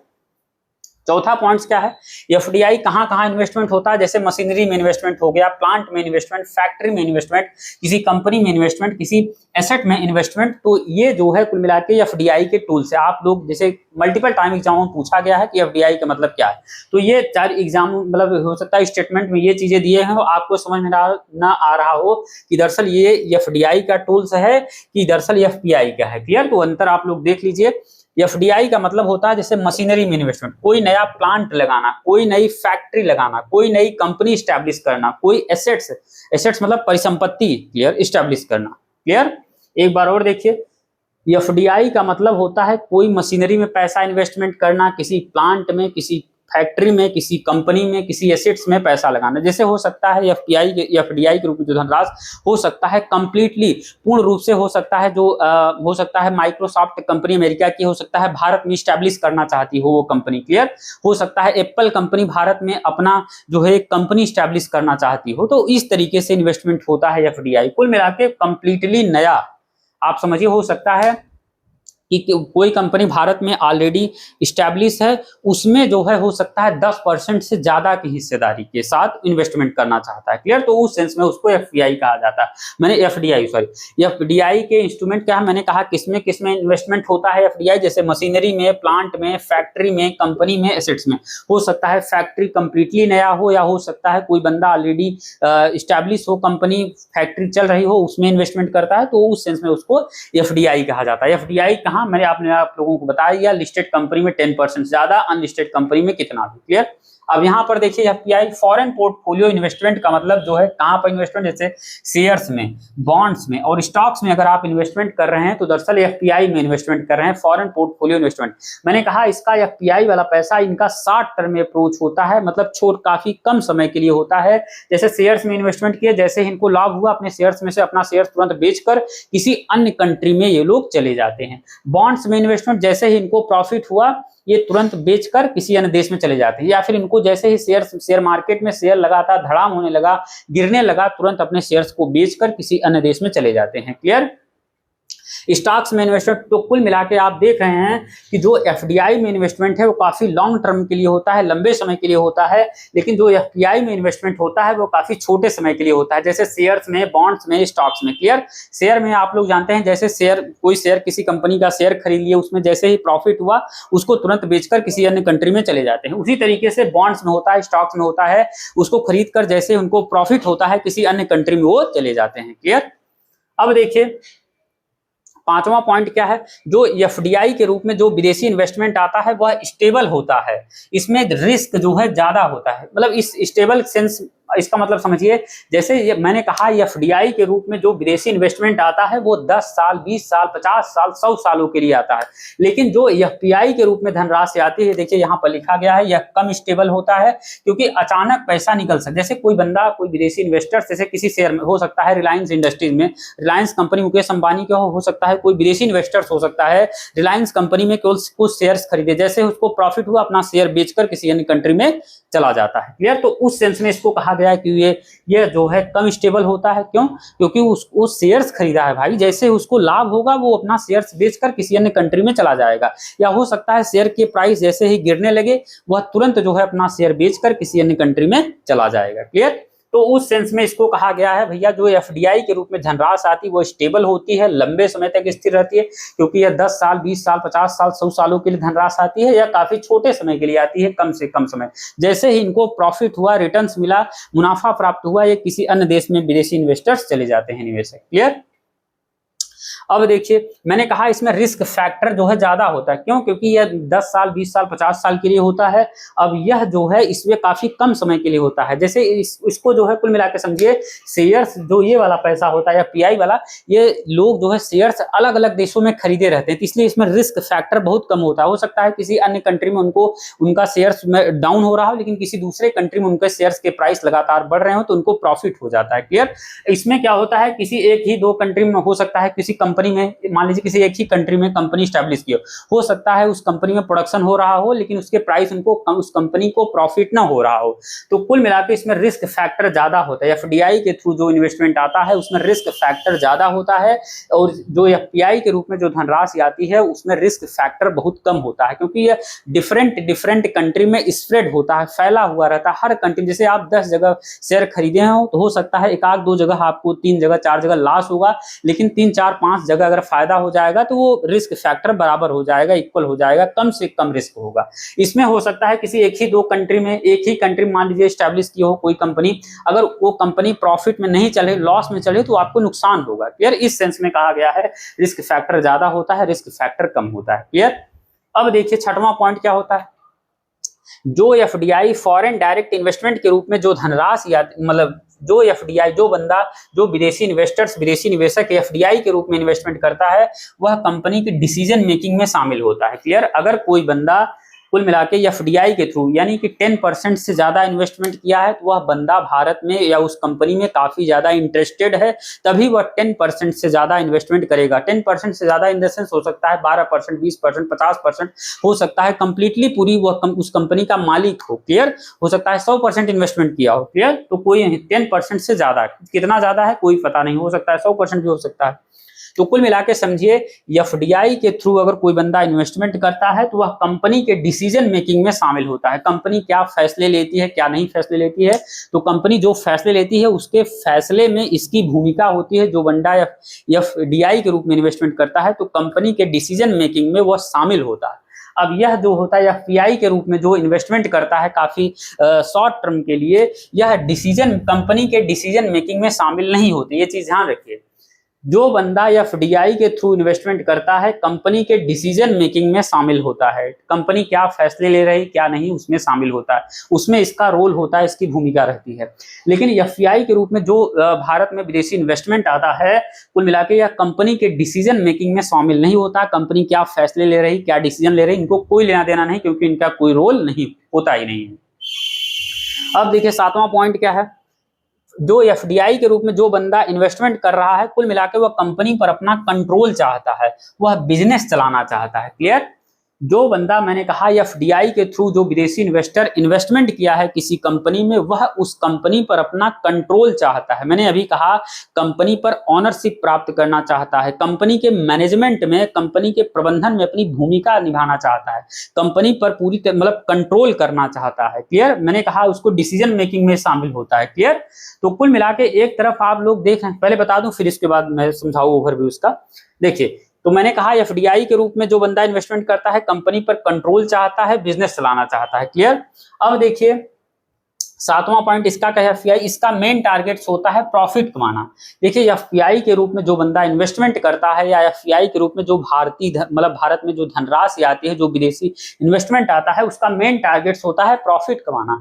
वह जो है उसका मतलब कंपनी पर कंट्रोल बिल्कुल नहीं होता, वह कंपनी पर कंट्रोल चाहता ही नहीं, कंपनी के प्रबंधन में कोई भूमिका नहीं चाहता, वह केवल प्रॉफिट पर फोकस करता है। उसको जैसे ही, जैसे मान लीजिए कोई शेयर्स में, मैंने अभी कहा जैसे शेयर्स में इन्वेस्टमेंट, बॉन्ड में इन्वेस्टमेंट, स्टॉक्स में इन्वेस्टमेंट, ये सब क्या है, शॉर्ट टर्म वाली चीजें हैं। जैसे ही हो सकता है उसको शेयर्स में, जैसे किसी कंपनी का शेयर्स खरीदा हो सकता है, रिलायंस इंडस्ट्रीज का शेयर खरीदा हो, उसको जैसे ही प्रॉफिट हुआ वह उसको बेचकर किसी अन्य कंट्री में चला जाता है। क्लियर? तो इसका मेन टारगेट होता है प्रॉफिट कमाना, एफपीआई का मेन टारगेट होता है प्रॉफिट कमाना, जबकि एफडीआई का मेन टारगेट होता है कंपनी पर कंट्रोल स्टैब्लिश करना, बिजनेस चलाना। क्लियर? अब यहां पर देखिए इसका मतलब क्या होता है, यहां पर नीचे लिखा गया है कंपनी पर कंट्रोल और बिजनेस चलाना, कंपनी पर कंट्रोल करना और बिजनेस चलाना एफडीआई का मेन उद्देश्य होता है। मतलब इससे कंपनी पर पूरी मतलब कंट्रोल मिलती है, इसके जरिए एफडीआई के थ्रू कंपनी पर कंट्रोल मिलती है, कंपनी पर नियंत्रण का अधिकार मिल जाता है इसको, जो बंदा एफडीआई के थ्रू इन्वेस्टमेंट करता है। अब देखिए कुल मिला के एफपीआई के थ्रू इसमें सिर्फ पैसा लगाकर मुनाफा कमाया जाता है, केवल रिटर्न्स मिलता है इनको। क्लियर? अब इसमें एक चीज और समझ लीजिए, मल्टीपल टाइम एग्जाम में पूछा हुआ है कि दरअसल हॉट मनी किससे संबंधित है, तो हॉट मनी किस में लिखा हो, मैंने एफपीआई में, तो हॉट मनी जो होता है यह एफपीआई से ही संबंधित, इस बात का ध्यान रखिए, मल्टीपल टाइम एग्जामों में पूछा हुआ है। तो हॉट मनी जो होता है एफपीआई फॉरेन पोर्टफोलियो इन्वेस्टमेंट से संबंधित है। क्लियर? अब देखिए मोटा मोटी मैंने आप लोगों को एफडीआई और एफपीआई में डिफरेंस क्या है, सारी चीजों को बेहतर तरीके से बिल्कुल समझा दिया। इसको 2-3 बार देख लें तो आप लोगों को भी कंसेप्चुअल क्लैरिटी आ जाएगा। दरअसल फॉरेन डायरेक्ट इन्वेस्टमेंट क्या होता है या फॉरेन पोर्टफोलियो इन्वेस्टमेंट क्या होता है। देखिए मोटा मोटी इसमें डिफरेंस क्या है, कुल मिलाकर समझिए जो एफडीआई होता है वह कंपनी पर कुल मिला के कंट्रोल और रिटर्न्स का खेल होता है। एफडीआई के थ्रू जो बंदा इन्वेस्टमेंट करता है वह कंपनी पर अपना कंट्रोल चाहता है, कंपनी पर ऑनरशिप चाहता है, कंपनी पर मैनेजमेंट चाहता है, कंपनी को कुल मिला के कंट्रोल करना चाहता है। लेकिन जो एफपीआई के थ्रू इन्वेस्टमेंट करता है वह केवल रिटर्न्स पर फोकस करता है, मुनाफा पर। जैसे ही उसको फायदा हुआ, प्रॉफिट हुआ, वह उसको मतलब निकाल कर, अपना प्रॉफिट निकाल कर किसी अन्य देश में चला जाता है। जैसे किसी शेयर्स में इन्वेस्टमेंट किया है वो बंदा, अगर उसका शेयर्स के दाम बढ़ने लगे, बढ़ गए, तो अपना शेयर्स बेचकर किसी अन्य कंट्री में चला जाएगा। तो कुल मिलाकर एफपीआई के रूप में जो धनराशि आती है वो पूरा रिटर्न्स पर फोकस करती है, मुनाफे पर फोकस करती है, प्रॉफिट पर फोकस करती है। लेकिन ये जो एफडीआई के थ्रू पूरा इन्वेस्टमेंट आता है या कंपनी पर कंट्रोल चाहता है, बिजनेस चलाना चाहता है लंबे समय तक। कुल मिलाके समझिए जो एफडीआई के थ्रू पैसा आता है इन्वेस्टमेंट, वो हो सकता है ना, एग्जांपल थ्रू मैं आपको बताऊं, इसके थ्रू क्या होता है कि मान लीजिए कोई बंदा जो विदेशी इन्वेस्टर्स है, विदेशी निवेशक है, वह जो है कोई कंपनी स्टैब्लिश करेगा। अब जैसे कोई कंपनी स्टैब्लिश करेगा, मैंने यहाँ आपको बताया है, जैसे फैक्ट्री में इन्वेस्टमेंट, प्लांट में, कंपनी में, एसेट्स में, मशीनरी में, कोई कंपनी अगर स्टैब्लिश करेगा, इससे भारत के लोगों को रोजगार मिलेगा, रोजगार मिले, कंपनी अपना प्रोडक्शन भी चलाएगी। तो कुल मिला के कम से कम 10 साल, कम से कम 10 साल, 20 साल, 50 साल के लिए कंपनी भारत में स्टैब्लिश रहेगी। तो सोचिए वो वाला पूरा पैसा अर्थव्यवस्था में जाता है, इकोनॉमी में जाता है। लेकिन ये पैसा देखिए स्टेबल नहीं है, ये मैंने कहा यहाँ पर देखिए ये कम स्टेबल होता है, क्योंकि जैसे प्रॉफिट हुआ है निकाल कर किसी अन्य कंट्री में चला जाता है। तो आप लोग इसको स्क्रीनशॉट करते हैं, सारी चीजें बेहतर तरीके से आप लोगों को समझ में आ रहा होगा कि दरअसल एफडीआई क्या है, एफपीआई क्या। एक बार मैं आपको जल्दी से गो थ्रू क्विक रिवीजन और करवा देता हूं ताकि सारी चीजें क्लियर हो जाए। देखिए मैंने अभी जस्ट बताया एफडीआई एफपीआई में डिफरेंस क्या। अगर लिस्टेड कंपनी में 10% से ज्यादा का इन्वेस्टमेंट है तो वह पैसा एफडीआई होगा। अगर लिस्टेड कंपनी में 10% से कम का इन्वेस्टमेंट है तो वह पैसा दरअसल एफपीआई का होगा, याद रखिए। अगर अनलिस्टेड कंपनी में कितना भी इन्वेस्टमेंट आए वह पैसा एफडीआई ही होगा, foreign direct investment. Clear? Listed company में 10% से ज्यादा है तो एफडीआई, लिस्टेड कंपनी में 10% से कम इन्वेस्टमेंट है तो एफपीआई। अगर अनलिस्टेड कंपनी में कितना भी इन्वेस्टमेंट आ रहा है तो वह पैसा दरअसल एफडीआई ही होगा। क्लियर? दूसरी चीज लिस्टेड अनलिस्टेड किस कॉन्टेक्स्ट में इस्तेमाल, जैसे लिस्टेड का मतलब जैसे कंपनी बंबई स्टॉक एक्सचेंज या नेशनल स्टॉक एक्सचेंज में वह कंपनी लिस्टेड हो, उसके शेयर्स मतलब कुल मिला के खरीदे बेचे जाते हो, तो उस सेंस में उसको कुल मिला के लिस्टेड कंपनी कहते हैं। क्लियर? जो company national stock exchange, Bombay stock exchange में कंपनी लिस्टेड हो, उसके शेयर्स खरीदे बेचे जाते हो, तो उसको लिस्टेड कंपनी कहा जाता है। जिस कंपनी के शेयर्स कुल मिला के खरीदे बेचे नहीं जाते हैं मार्केट्स में, तो उसको अनलिस्टेड कहा जाता है। क्लियर? देखिए मैंने कहा एफडीआई का मेन टारगेट्स होता है कंपनी का, जो एफडीआई के थ्रू इन्वेस्टमेंट करता है विदेशी निवेशक, उसका मेन टारगेट होता है कंपनी पर ऑनरशिप मैनेजमेंट प्राप्त करना। एफपीआई के थ्रू जो बंदा इन्वेस्टमेंट करता है विदेशी निवेशक, उसका मेन टारगेट ऑनरशिप मैनेजमेंट बिल्कुल नहीं होता है, उसका केवल प्रॉफिट कमाना मतलब उद्देश्य होता है, लाभ कमाना उद्देश्य होता है। एफडीआई के रूप में जो धनराशि आती है, जो विदेशी इन्वेस्टमेंट आता है, वो लॉन्ग टर्म अप्रोच के आता है, कम से कम 10 साल 20 साल 50 साल 100 सालों के लिए पैसा आता है एफडीआई के रूप में जो धनराशि आती है, क्योंकि उसका लॉन्ग टर्म गोल होता है। लेकिन जो एफपीआई के रूप में धनराशि जो विदेशी इन्वेस्टमेंट जो भारत में आता है, वो काफी शॉर्ट टर्म अप्रोच, देखिए शॉर्ट टर्म अप्रोच के लिए आते हैं, काफी कम समय के लिए। जैसे ही कुल मिला के उसको प्रॉफिट जितने समय में हो जाए, मार्केट पर डिपेंड करता है, जैसे ही मार्केट में उछाल आया, उसको प्रॉफिट हुआ, तो अपना शेयर्स बेचकर किसी अन्य कंपनी में चला जाएगा। हो सकता है बॉन्ड में इन्वेस्टमेंट किया हो, शेयर्स में, स्टॉक्स में, किसी में।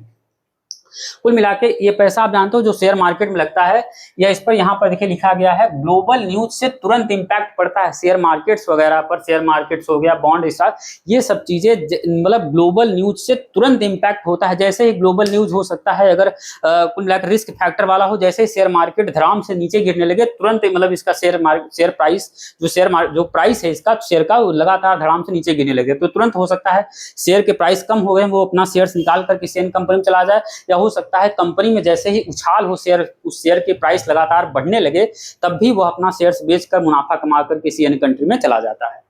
अब देखिए जल्दी से, मैंने कहा यह लॉन्ग टर्म अप्रोच से आती है FDI, FPI short term approach से। एफडीआई जैसे मशीनरी में इन्वेस्टमेंट, प्लांट में, फैक्ट्री में, कंपनी में, एसेट्स में इन्वेस्टमेंट अगर आप कर रहे हैं तो वो एफडीआई ही कहा जाएगा। हो सकता है नया प्लांट स्टैब्लिश कर रहे हो, नई फैक्ट्री, नई कंपनी, या हो सकता है कंपनी ऑलरेडी पहले से स्टैब्लिश हो, फिर आप उसमें स्टैब्लिश कर रहे हैं, मतलब उसमें निवेश कर रहे हैं, इन्वेस्टमेंट कर रहे हैं। अब देखिए एफपीआई का मतलब क्या होता है, जैसे आप शेयर्स में इन्वेस्टमेंट कर रहे हैं, बॉन्ड्स में, स्टॉक्स में इन्वेस्टमेंट कर रहे हैं, तो यह क्या कहा जाएगा, दरअसल एफपीआई होगा। आप लोग याद रखिएगा तीनों की, दरअसल शेयर्स में, बॉन्ड में, स्टॉक्स में इन्वेस्टमेंट मतलब एफपीआई। अगर आप किसी machinery, plant, factory, company, assets में इन्वेस्टमेंट कर रहे हैं, तो यह पैसा एफडीआई होगा। अब देखिए एफडीआई जो होता है यह स्टेबल होता है, स्टेबल इन द सेंस यह पैसा लंबे समय तक स्थिर रहता है, 10 साल 20 साल 50 साल 100 सालों के लिए। अब जो यह पैसा जो होता है एफपीआई के रूप में जो धनराशि आती है विदेशी इन्वेस्टमेंट, यह कम स्टेबल होता है, क्योंकि अचानक जैसे ही उसको प्रॉफिट हुआ, वो पैसा निकालकर किसी अन्य कंट्री में चला जाता है। तो इसमें रिस्क फैक्टर जो है, एफडीआई में रिस्क फैक्टर ज्यादा होता है, मैंने आपको समझा दिया, एफपीआई में रिस्क फैक्टर कम होता है। एफडीआई के थ्रू जो इन्वेस्टमेंट करता है कंपनी के डिसीजन मेकिंग में शामिल होते हैं। एफपीआई के रूप में जो बंदा मतलब इन्वेस्टमेंट करता है या जो धनराशि आती है, जो पैसा आता है, वह कंपनी के डिसीजन मेकिंग में शामिल नहीं होते हैं। अब यहाँ पर देखिए 7वां पॉइंट, एफडीआई के रूप में जो बंदा पैसा मतलब इन्वेस्टमेंट करता है, विदेशी इन्वेस्टर वो कंपनी पर अपना कंट्रोल चाहता है, बिजनेस चलाना चाहता है लॉन्ग टर्म, लंबे समय के लिए। क्लियर? अब जो एफपीआई के रूप में इसका सिर्फ मेन टारगेट्स होता है एफपीआई का मुनाफा कमाना, रिटर्न्स कमाना। क्लियर? अब इसमें जो है मैंने आप लोगों को बताया, इसका मतलब एफडीआई का मतलब होता है इससे सिर्फ कंपनी पर कंट्रोल मिलती है, मतलब इस पे कंपनी पर कंट्रोल जमाना चाह रहा, और हॉट मनी एफपीआई से संबंधित ये सारी चीज याद रखिए। क्लियर? तो ठीक है दोस्तों, इस क्लास में आप लोगों की जो है एफडीआई और एफपीआई का क्लियर मतलब समझ में आ गया होगा, इनसे डिफरेंस क्या है, एफडीआई क्या होती है, एफपीआई क्या होती है, क्लियर समझ में आ गया। अब नेक्स्ट क्लास आप लोगों की आएगी, दरअसल मनी मार्केट क्या होता है और कैपिटल मार्केट क्या होता है, इसमें डिफरेंस क्या होता है। उसके बाद हम लोग क्लास आएगी जीडीपी क्या होती है, जीएनपी क्या होती है, एनएनपी क्या होती है, एनडीपी क्या होती है। सारी चीजों को बिल्कुल, एक हो सकता है आपका सब्जेक्ट हो इंडियन इकोनॉमी या ना हो, फिर भी एक जागरूक नागरिक होने के नाते जानना मोस्ट इंपॉर्टेंट है। ठीक है दोस्तों, क्लास को यहीं पर एंड करते हैं, मिलते हैं नेक्स्ट वीडियो में, तब तक के लिए धन्यवाद।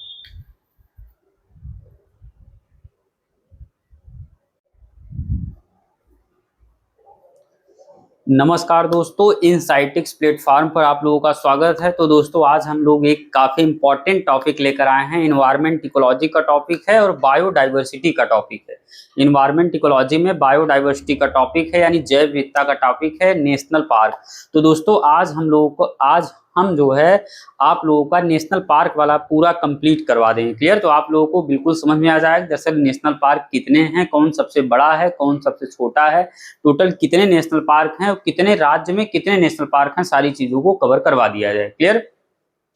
तो दोस्तों आइए, जैसा कि आप लोगों को पता होगा हमारी सीरीज जो है जो चल रही है वो ऑलरेडी व्हाइट बोर्ड पर लिखा रहता है, तो ताकि आप लोगों का टाइम बचत हो। नहीं मैं साथ साथ अगर लिखते चलूंगा तो आप लोगों का टाइम वेस्ट होगा। मैं सोचता हूँ कम से कम समय में, चाहे आप जिस बैकग्राउंड की तैयारी करते हो, चाहे UPSC, UPPSC, Bihar PCS, Haryana PCS, Chhattisgarh PCS, चाहे कोई भी वनडे एग्जाम हो, टीचिंग, एसएससी, बैंक, रेलवे, हर एग्जाम के लिए मोस्ट इंपॉर्टेंट है। अगर इन्वायरमेंट इकोलॉजी से क्वेश्चन पूछा जाता है तो national park, biosphere reserve, wildlife sanctuary, इन सबसे क्वेश्चन मल्टीपल टाइम पूछा ही जाता है। क्लियर? तो आइए दोस्तों बिना टाइम वेस्ट के हम लोग नेशनल पार्क के बारे में पढ़ते हैं। भारत में दरअसल कितने नेशनल पार्क हैं टोटल। क्लियर? तो देखिए ऊपर दोस्तों लिखा होगा सारी चीजें कि भारत में टोटल नेशनल पार्क कितने हैं, 107, 107। भारत में टोटल नेशनल पार्क कितने हैं, 107 नेशनल पार्क है। और भारत का जो सबसे पहला, भारत का पहला सबसे नेशनल पार्क कौन सा है, जिम कॉर्बेट नेशनल पार्क। इसको मैं दूसरे हाइलाइटर्स लिखता हूं। भारत का जो सबसे पहला नेशनल पार्क है, यहाँ पर देखिए सबसे पहला नेशनल पार्क, राष्ट्रीय उद्यान कौन सा है, Jim Corbett national park. Bharat का सबसे पहला नेशनल पार्क कौन सा है, जिम कॉर्बेट नेशनल पार्क। और सबसे बड़ा नेशनल पार्क कौन सा है, हेमीसाई नेशनल पार्क है, तो याद रखिए मोस्ट इंपॉर्टेंट है। क्लियर? और सबसे छोटा नेशनल पार्क कौन सा है, आप लोग कमेंट बॉक्स में क्लिक करिए, वो अंडमान निकोबार का है। क्लियर? तो आप लोग उसको एक बार मैं फिर से रिपीटेशन कर देता हूं। भारत में टोटल 107 नेशनल पार्क हैं, 107 नेशनल पार्क हैं भारत में टोटल। और भारत का जो सबसे पहला जो है नेशनल पार्क कौन सा है, नेशनल पार्क मतलब होता है राष्ट्रीय उद्यान। भारत का सबसे बड़ा सबसे पहला नेशनल पार्क कौन सा है, जिम कॉर्बेट नेशनल पार्क है। और सबसे बड़ा नेशनल पार्क कौन सा है, हेमीसाई नेशनल पार्क है। क्लियर? ये चीज आप लोग ध्यान रखिएगा। दूसरी चीजें, अब आइए हम लोग दरअसल इधर देखिए, आप लोगों को दिख रहा होगा इधर स्टेट लिखे गए हैं, राज्य के नाम लिखे गए हैं। इधर इधर नेशनल पार्कों की संख्या है, कितने स्टेट में कितने नेशनल पार्क हैं, उनका नाम क्या है। क्लियर? इस तरफ भी उधर स्टेट राज्यों के नाम लिखे गए हैं, इधर नेशनल पार्कों की संख्या लिखी गई है, कौन से नेशनल पार्क किस स्टेट में सिचुएटेड है, मतलब स्टैब्लिश है। क्लियर? तो आइए हम लोग पढ़ते हैं दोस्तों। देखिए जम्मू कश्मीर में कौन सा नेशनल पार्क है, दाची-ग्राम, सलीम अली, किश्तवाड़, हेमीसाई नेशनल पार्क कौन कहां पर है, जम्मू कश्मीर में। क्लियर? याद रखिएगा जम्मू कश्मीर में 4 नेशनल पार्क हैं, दाची-ग्राम, सलीम अली, किश्तवाड़, हेमीसाई नेशनल पार्क जम्मू कश्मीर में। उसके बाद देखिए हिमाचल प्रदेश में कितने हैं, बृहद हिमालय या ग्रेट हिमालय नेशनल पार्क कहाँ है, हिमाचल प्रदेश में। इंदर किला, खीरी-गंगा, पिन घाटी, शिमबलवारा नेशनल पार्क कहाँ है, हिमाचल प्रदेश में। क्लियर? बृहद हिमालय या ग्रेट हिमालय, इंदर किला, खीरी-गंगा, पिन घाटी, शिमबलवारा नेशनल पार्क कहाँ है, हिमाचल प्रदेश में। क्लियर? उसके बाद देखिए उत्तराखंड में कौन सा नेशनल पार्क है, गंगोत्री, गोविंद पशु विहार, नंदा देवी, फूलों की घाटी, राजाजी नेशनल पार्क कहाँ है, उत्तराखंड में। क्लियर? यार देखिए गंगोत्री, गोविंद पशु विहार, नंदा देवी, फूलों की घाटी, राजाजी नेशनल पार्क उत्तराखंड में है। याद रखिए, कई बार पूछता है नंदा देवी नेशनल पार्क कहाँ है, तो याद रखिएगा उत्तराखंड में। मल्टीपल टाइम एग्जामों में पूछा हुआ है, मल्टीपल टाइम एग्जामों में ये पूछा हुआ है कि दरअसल फूलों की घाटी नेशनल पार्क किस स्टेट में स्टैब्लिश है, उत्तराखंड में। राजाजी मल्टीपल टाइम पूछा हुआ है, तो ये तीनों मोस्ट इंपॉर्टेंट है, याद रखिएगा कि उत्तराखंड में स्टैब्लिश है। क्लियर? उसके बाद देखिए हरियाणा में कालेश्वर और सुल्तानपुर नेशनल पार्क हरियाणा में, मल्टीपल टाइम पूछा हुआ है कि सुल्तानपुर नेशनल पार्क किस स्टेट में स्टैब्लिश है, तो कहां पर है, हरियाणा में। क्लियर? हरियाणा में कौन से नेशनल पार्क हैं, कालेश्वर और सुल्तानपुर नेशनल पार्क। उसके बाद देखिए राजस्थान में कौन से नेशनल पार्क हैं, Ranthambore, Sariska, Mukundra Hills, Marusthali National park कहां पर है, राजस्थान में। Clear? Ranthambore, Sariska, Mukundra Hills, Marusthali National park कहां है, राजस्थान में स्टैब्लिश है। याद रखिएगा राजस्थान के, मल्टीपल टाइम एग्जामों में पूछा गया है। गुजरात में कौन सा नेशनल पार्क है, गिर वन नेशनल पार्क, जो गुजरात में शेरों के लिए प्रसिद्ध है, गिर वन नेशनल पार्क। क्लियर? एशियाई शेरों के लिए प्रसिद्ध है, जो गुजरात के गिर वन में स्टैब्लिश है। उसके बाद मरीन नेशनल पार्क, ये भी गुजरात में है। ब्लैक बग, बांसदा, ये नेशनल पार्क कहाँ है, गुजरात में। तो गुजरात में टोटल 4 नेशनल पार्क है, आप देख लीजिए, गिर one, marine, black bug, Bansda कहाँ पर है, गुजरात में है। क्लियर? चारों नेशनल पार्क गुजरात में है। कितने हैं, 4। संख्या नहीं लिखी, लेकिन आप समझ सकते हैं कितने हैं, आप स्क्रीनशॉट लेके सारी चीजों को देख सकते हैं। दूसरी चीज देखिए महाराष्ट्र में संजय गांधी, पेंच, तडोबा, गुगामल, नवेगांव, चंदोली नेशनल पार्क कहां पर है, महाराष्ट्र में। याद रखिए महाराष्ट्र में कौन से नेशनल पार्क हैं, संजय गांधी, पेंच, तडोबा, गुगामल, नवेगांव, चंदोली नेशनल पार्क कहां है, महाराष्ट्र में। मल्टीपल टाइम पूछा हुआ है कि पेंच नेशनल पार्क कहां पर है। क्लियर? याद रखिए। गोवा में मल्टीपल टाइम पूछा हुआ है। गोवा में महावीर या मुल्लेम नेशनल पार्क कहां पर है? गोवा में। याद रखिए गोवा में एक ही नेशनल पार्क है, उसका नाम महावीर है, कई जगह मुल्लेम भी मिलेगा। तो महावीर या मुल्लेम नेशनल पार्क कहां पर है? गोवा में है। उसके बाद देखिए कर्नाटका में बांदीपुर, राजीव गांधी, केंद्रपुर, बन्नेरघट्टा और अंसी नेशनल पार्क कहां पर है? कर्नाटका में। याद रखिएगा Anshi national park multiple time पूछा हुआ है। अंसी नेशनल पार्क कहां पर है? कर्नाटका में है। उसके बाद देखिए केरल में कौन सा नेशनल पार्क है? Anamudi 16, Eravikulam, Mathikettan 16, Pambadum 16, Silent Valley, Periyar National park कहां पर है? पेरियार नेशनल पार्क ये केरला में है। याद रखिएगा केरला में कौन से नेशनल पार्क है? Anamudi 16, Eravikulam, Mathikettan 16, Pambadum 16, Silent Valley, Periyar. Silent Valley National Park याद रखिए मतलब जो है मल्टीपल टाइम पूछा हुआ है। Silent Valley, Periyar National park कहां पर है? तो केरला में है नेशनल पार्क। क्लियर। तमिलनाडु में कितने नेशनल पार्क हैं? कौन कौन से नेशनल पार्क हैं? इंदिरा गांधी, अन्नामलाई, मुदुमलाई, गुंडी, Mukurthi, Mannar marine national park कहां पर है? तमिलनाडु में। याद रखिएगा तमिलनाडु में कौन कौन से नेशनल पार्क हैं? तो इंदिरा गांधी, अन्नामलाई, मुदुमलाई, गुंडी, Mukurthi, Mannar marine national park कहां पर है? तमिलनाडु में है। तेलंगाना में कौन से नेशनल पार्क हैं? कासु ब्रह्मानंद रेड्डी, महावीर हरीना, वन स्थली और मृगावानी। वन स्थली और मृगावानी अलग अलग हैं। ये नेशनल पार्क कहां पर है? तेलंगाना में। याद रखिएगा तेलंगाना में कितने नेशनल पार्क हैं और कौन कौन से नेशनल पार्क? तो तेलंगाना में कौन से नेशनल पार्क हैं? Kasu Brahmananda Reddy National Park, Mahavir Harina National Park, Vanasthali National Park और Mrugavani National Park. Clear. Andhra Pradesh में कौन से नेशनल पार्क हैं? तो पापीकोंडा नेशनल पार्क, राजीव गांधी या Rameswaram National Park, Sri Venkateswara National park कहां पर है? आंध्र प्रदेश में। याद रखिएगा आंध्र प्रदेश में 4 नेशनल पार्क हैं। पापीकोंडा नेशनल पार्क, राजीव गांधी या रामेश्वरम नेशनल पार्क, सॉरी 3 हैं। पापीकोंडा, राजीव गांधी या रामेश्वरम, श्री वेंकटेश्वर नेशनल पार्क कहां पर है? आंध्र प्रदेश में। क्लियर। इस तरफ वाला, इस साइड वाला, लेफ्ट साइड वाला क्लियर हो गया। अब हम राइट साइड में हम लोग जल्दी से कवर कर लेते हैं। देखिए छत्तीसगढ़ में कौन से नेशनल पार्क है? इधर स्टेट के नाम लिखे गए हैं, इधर नेशनल पार्क लिखे गए हैं। क्लियर। छत्तीसगढ़ में इंद्रावती, गुरु घासीदास, संजय नेशनल पार्क, कांगेर घाटी नेशनल पार्क कहां पर है? छत्तीसगढ़ में। याद रखिएगा छत्तीसगढ़ में इंद्रावती, गुरु घासीदास, संजय नेशनल पार्क, कांगेर घाटी नेशनल पार्क कहां है? छत्तीसगढ़ में। उड़ीसा में कौन से नेशनल पार्क है? Bhitarkanika national park, Simlipal national park कहां पर है? उड़ीसा में। भितरकनिका नेशनल पार्क और सिमलीपाल नेशनल पार्क उड़ीसा में। मल्टीपल टाइम पूछा हुआ है भितरकनिका को भी, सिमलीपाल नेशनल पार्क को भी। क्लियर। यूपीएससी, यूपीपीसीएस के एग्जाम मल्टीपल टाइम पूछा हुआ है सिमलीपाल नेशनल पार्क कहां है? तो उड़ीसा में है। याद रखिएगा। पश्चिम बंगाल में कौन से नेशनल पार्क हैं? तो बुक्सा, गोरुमारा, नेवरा घाटी, सिंगलीला, सुंदरवन और जल्दापारा नेशनल पार्क कहां पर है? तो ये है आपका पश्चिम बंगाल में। याद रखिए मल्टीपल टाइम पूछा हुआ है Jaldapara national park, Sundarban national park कहां पर है? तो कहां पर है? पश्चिम बंगाल में। एक बार और रिपीट कर लीजिए। बुक्सा नेशनल पार्क, गोरुमारा, नेवरा घाटी, सिंगलीला, सुंदरवन और जल्दा नेशनल पार्क कहां पर है? पश्चिम बंगाल में है। क्लियर। त्रिपुरा कौन से नेशनल पार्क हैं? क्लाउडेड लेपर्ड नेशनल पार्क और बायसन नेशनल पार्क कहां पर है? त्रिपुरा में। याद रखिएगा त्रिपुरा में कौन से नेशनल पार्क हैं? 2 हैं, क्लाउडेड लेपर्ड नेशनल पार्क और bison national Park. Clear. Mizoram में कौन से नेशनल पार्क हैं? मुरलेन नेशनल पार्क और पवंगपुई नीला पर्वत नेशनल पार्क। क्लियर। मिजोरम में कौन से नेशनल पार्क हैं? मुरलेन नेशनल पार्क और पवंगपुई नीला पर्वत नेशनल पार्क। क्लियर। मणिपुर में कौन national park? किबू Lamjao national park. इसे तैरता हुआ राष्ट्रीय उद्यान कहते हैं। मल्टीपल टाइम सबसे ज्यादा बार यही नेशनल पार्क किसी भी एग्जाम में पूछा हुआ है।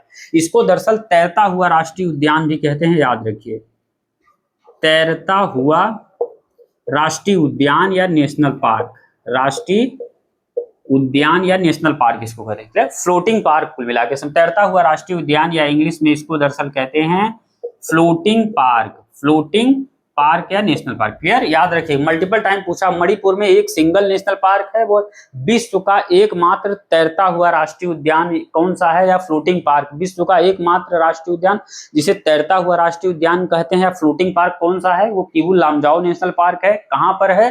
मणिपुर में स्टैब्लिश है। क्लियर। नागालैंड में कौन सा नेशनल पार्क है? तो इंटाकी नेशनल पार्क कहां है? नागालैंड। एक ही है नागालैंड, इंटाकी नेशनल पार्क नागालैंड में। याद रखिएगा मणिपुर वाला मोस्ट इंपॉर्टेंट है। अरुणाचल प्रदेश में कौन से नेशनल पार्क है? नामदफा और माउलुंग नेशनल पार्क कहां पर है? अरुणाचल प्रदेश में। अरुणाचल प्रदेश में 2 नेशनल पार्क हैं, नामदफा और माउलुंग नेशनल पार्क कहां पर है? अरुणाचल प्रदेश में।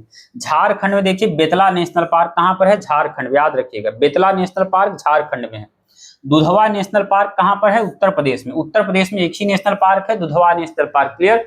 यूपी पीसीएस के एग्जाम या आरओ एग्जाम के लिए मोस्ट इंपॉर्टेंट है। दुधवा नेशनल पार्क कहाँ है?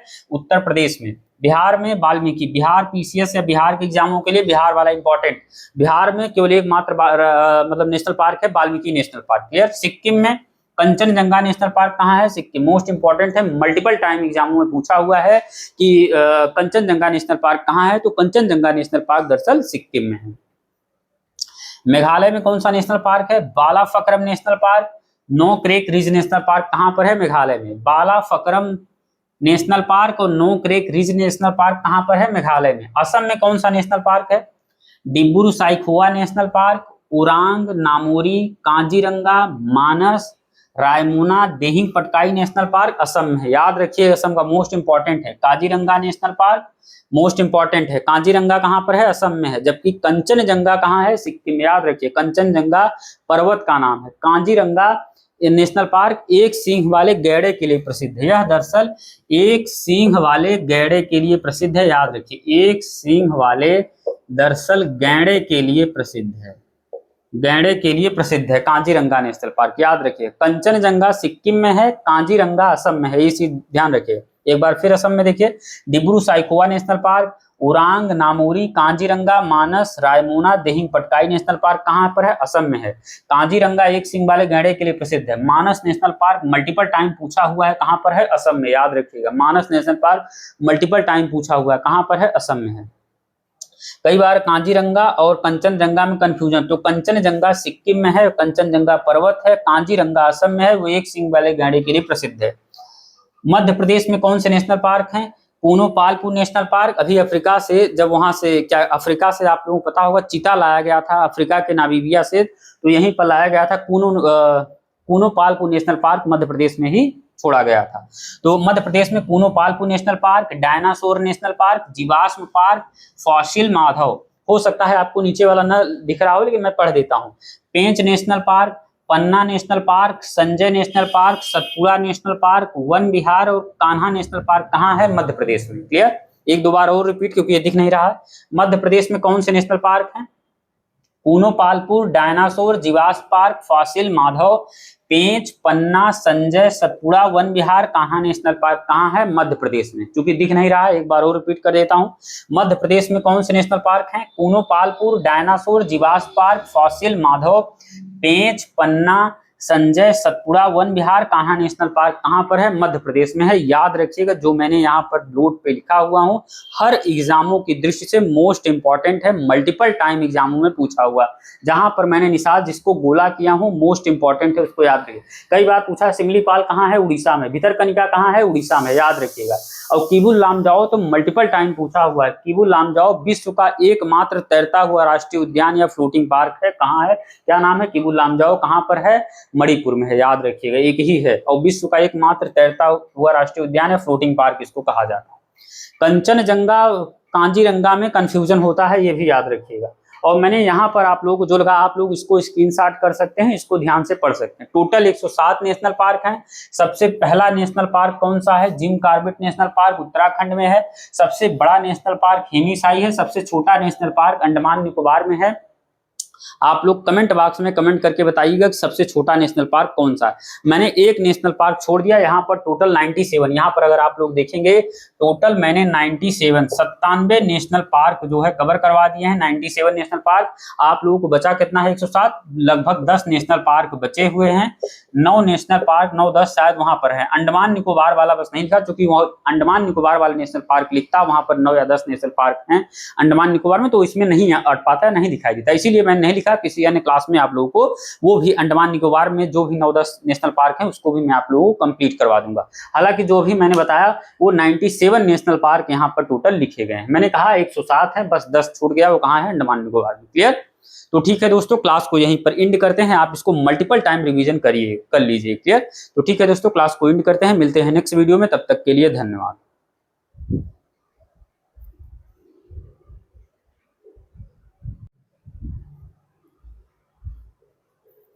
नमस्कार दोस्तों, इनसाइटिक्स प्लेटफॉर्म पर आप लोगों का स्वागत है। तो दोस्तों, आज हम लोग मनी मार्केट और कैपिटल मार्केट के बारे में बेहतर तरीके से समझेंगे। क्लियर।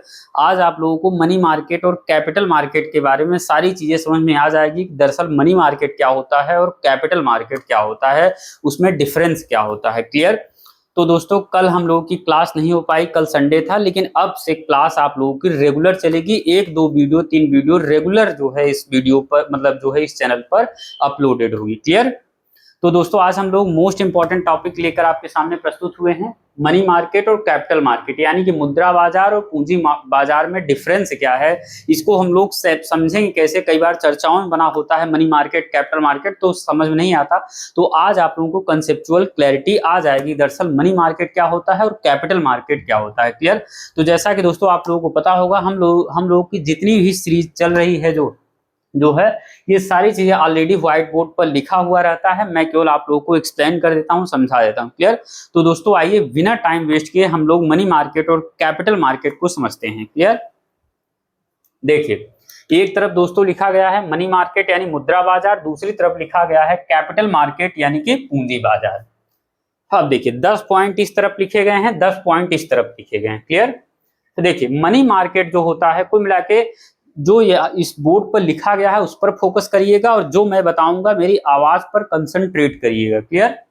देखिए, मनी मार्केट जो होता है वो शॉर्ट टर्म फाइनेंशियल ट्रांजैक्शन होता है, मतलब 1 साल से कम के लिए। सारी चीजें यहाँ पर लिखा गया है। मनी मार्केट क्या होता है?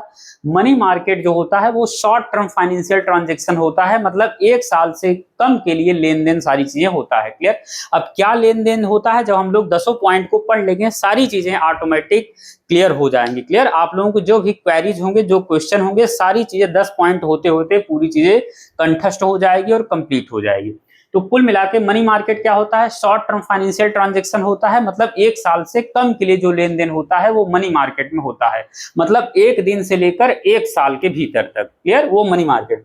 दूसरी तरफ कैपिटल मार्केट या पूंजी बाजार क्या होता है? तो वो medium to long term financial transaction होता है, मतलब यहां लिखा है 1 साल से ज्यादा के लिए जितने ट्रांजैक्शन होते हैं वो दरअसल कैपिटल मार्केट यानी पूंजी बाजार के अंतर्गत आते हैं। क्लियर।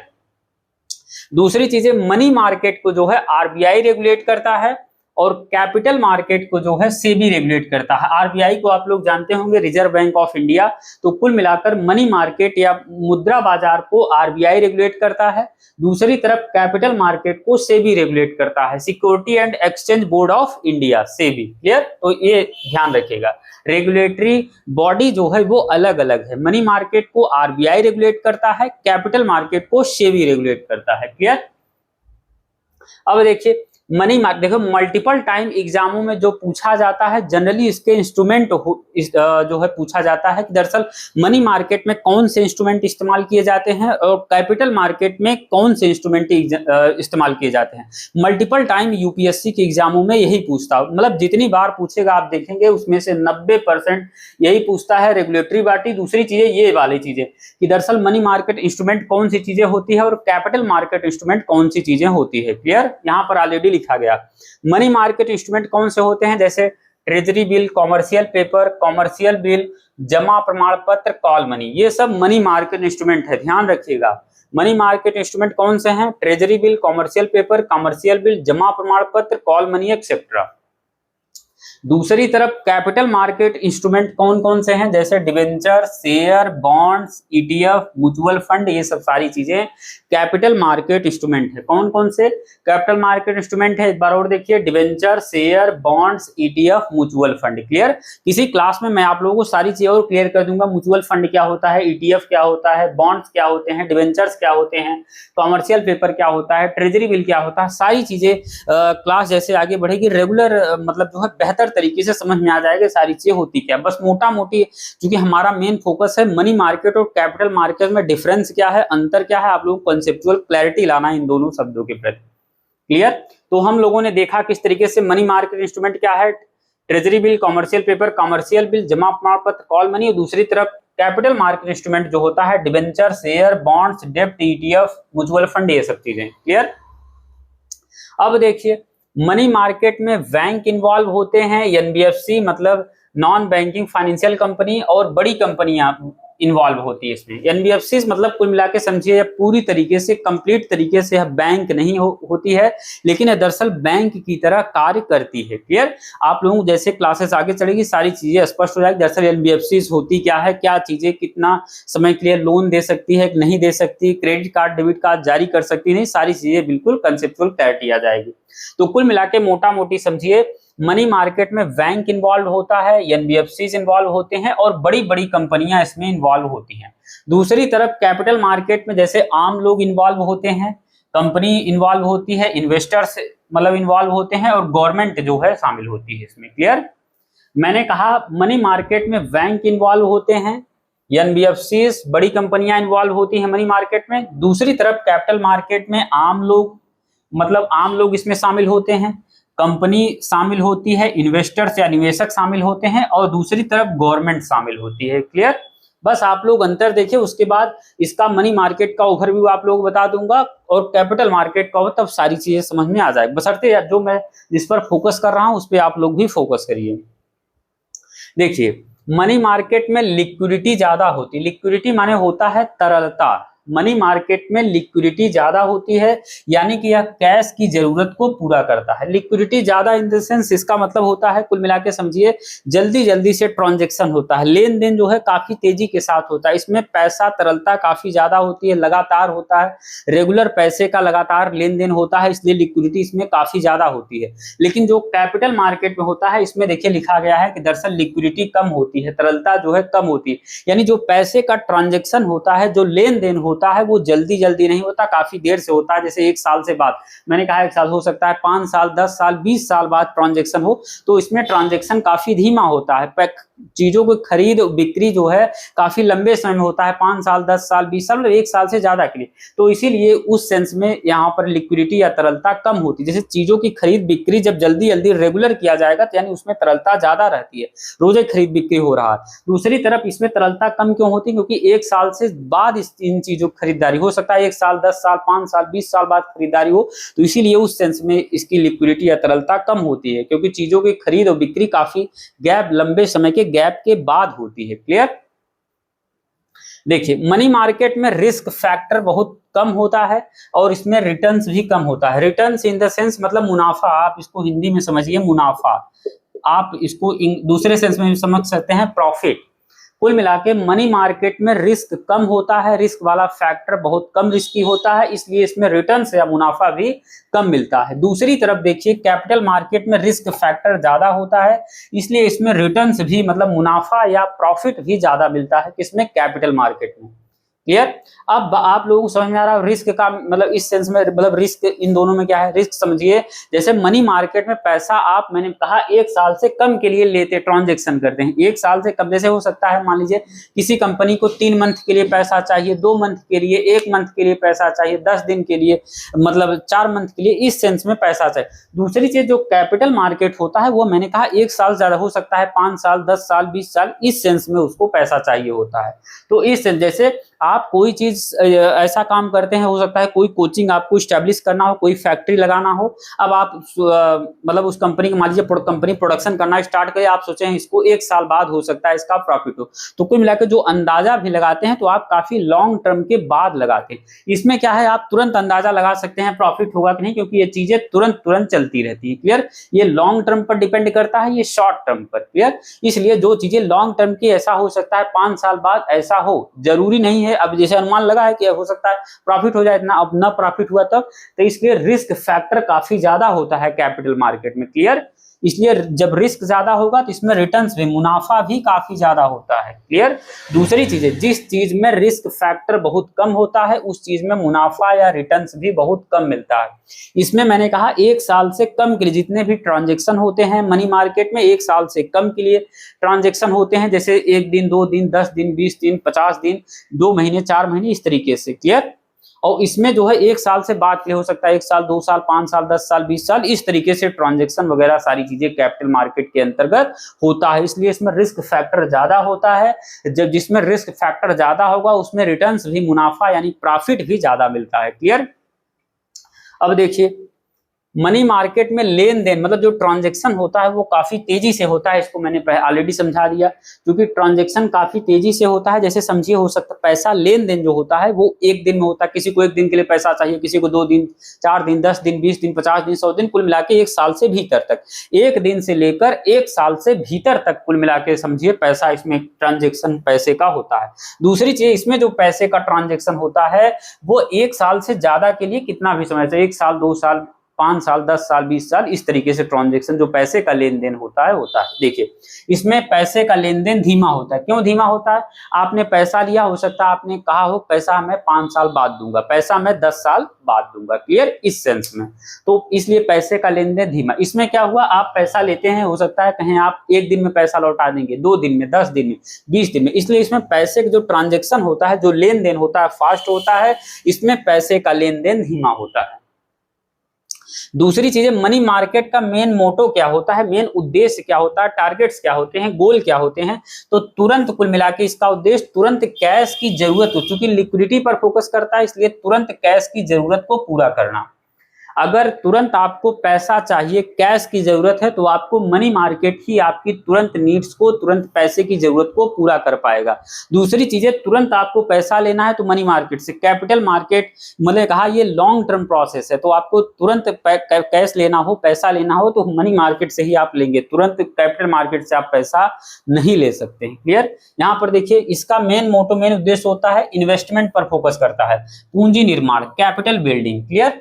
इसका उद्देश्य देखिए क्या है, तुरंत मतलब इमीडिएट, तुरंत कैश की जरूरत को पूरा करता है, तुरंत जो ऑन द स्पॉट, अगर आपको तुरंत पैसा चाहिए 2 महीने 4 महीने के लिए, हो सकता है किसी कंपनी को पैसा चाहिए, अपने जो वहां पर स्टाफ जो कर्मचारी काम कर रहे हैं उनकी सैलरी वगैरह देना हो, तो तुरंत इससे मनी मार्केट से उस कंपनी को पैसा मिल जाएगा, क्लियर। अब इसमें क्या होता है, इसका मेन कैपिटल मार्केट का मेन मोटो, मेन उद्देश्य होता है इन्वेस्टमेंट और पूंजी निर्माण, मतलब निवेश और पूंजी निर्माण का, लेकिन इसका उद्देश्य होता है लिक्विडिटी, यानी तुरंत कैश की जरूरत को फुलफिल करना, पूरा करना। अब देखिए मनी मार्केट, देखिए एग्जाम्पल है लेकिन मैंने पॉइंट में ही कन्वर्ट कर दिया हूं। अगर मान लीजिए किसी कंपनी को तुरंत 3 महीने के लिए पैसा चाहिए होता है, मान लीजिए, तो वो पैसा कहां से लेगा, वो पैसा मनी मार्केट से ही लेगा। मैंने कहा अगर किसी कंपनी को 3 मंथ के लिए, हो सकता है ना उस कंपनी को 3 महीने के लिए अपने कर्मचारियों को सैलरी वगैरह देना हो, 3 महीने के लिए उस कंपनी को पैसा चाहिए, तो वो पैसा कैपिटल मार्केट से नहीं लेगी वो कंपनी दरअसल पैसा मनी मार्केट से लेगी, क्लियर। वही चीजें यहां पर लिखा गया है। दूसरी चीजें, अब देखिए कैपिटल मार्केट में अगर मान लीजिए एक कंपनी को नई फैक्ट्री बनाना हुआ है, अगर कोई कंपनी है, अगर उसको नई फैक्ट्री खोलना हुआ तो पैसा कहां से लेगी, तो इसमें क्या होता है, फैक्ट्री बनाना चाहती है तो वो शेयर्स जारी करेगी, अपने शेयर्स को जारी करेगी और लोग उसके शेयर्स को खरीदेंगे तो कंपनी उसके माध्यम से पैसा कलेक्ट कर लेगी।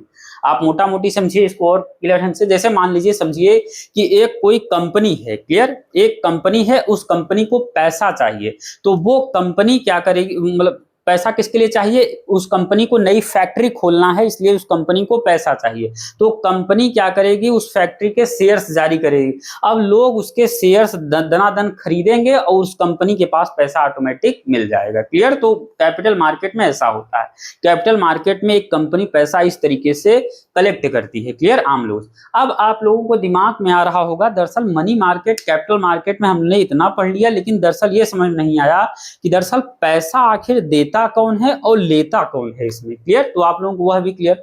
देखिए कुल मिला के मनी मार्केट, यहां पर मैंने उसको भी लिख दिया है तो आप लोग सारी देख सकते हैं। मनी मार्केट में कुल मिला के समझिए बैंक और जो बड़ी कंपनियां होती हैं दरअसल आपस में ही पैसा देती और लेती हैं, इस शब्द का ध्यान रखिए।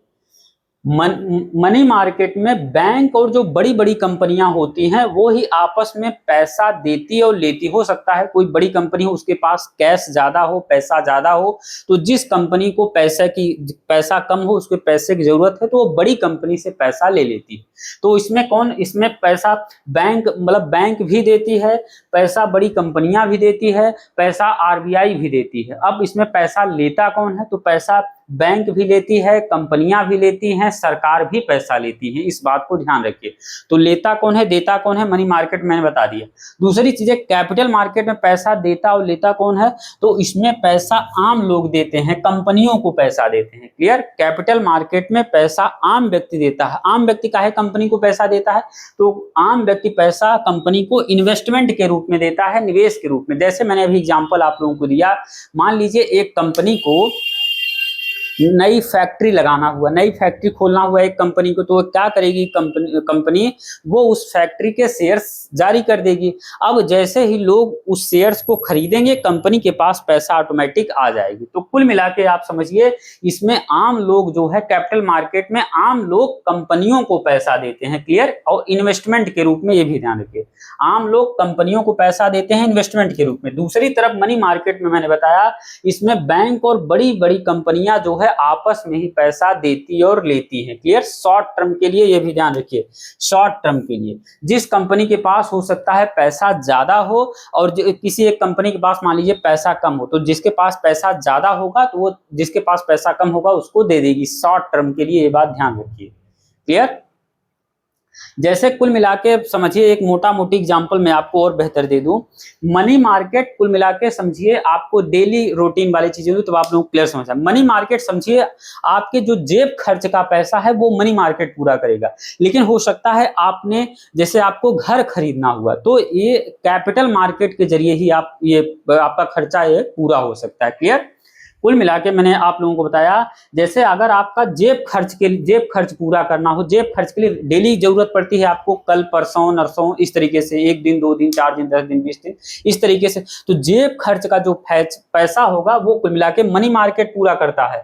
लेकिन जो आपको जैसे घर खरीदना हुआ, तो घर खरीदना आप लॉन्ग टर्म में उसका पैसा देते हैं। क्लियर, लंबे समय से उसका लोन चुकाते हैं, तो घर खरीदना कुल मिला के ये लॉन्ग टर्म प्रोसेस है, ये कुल मिला के कैपिटल मार्केट से पूरा होगा। और जेब खर्च का पैसा रेगुलर का होता है, इसलिए ये मनी मार्केट से पूरा होगा। क्लियर, इसमें मैंने बता दिया मोटा मोटी कि मनी मार्केट कुल मिला के लिक्विडिटी, इसका मेन उद्देश्य होता है लिक्विडिटी या तरलता शॉर्ट टर्म के लिए।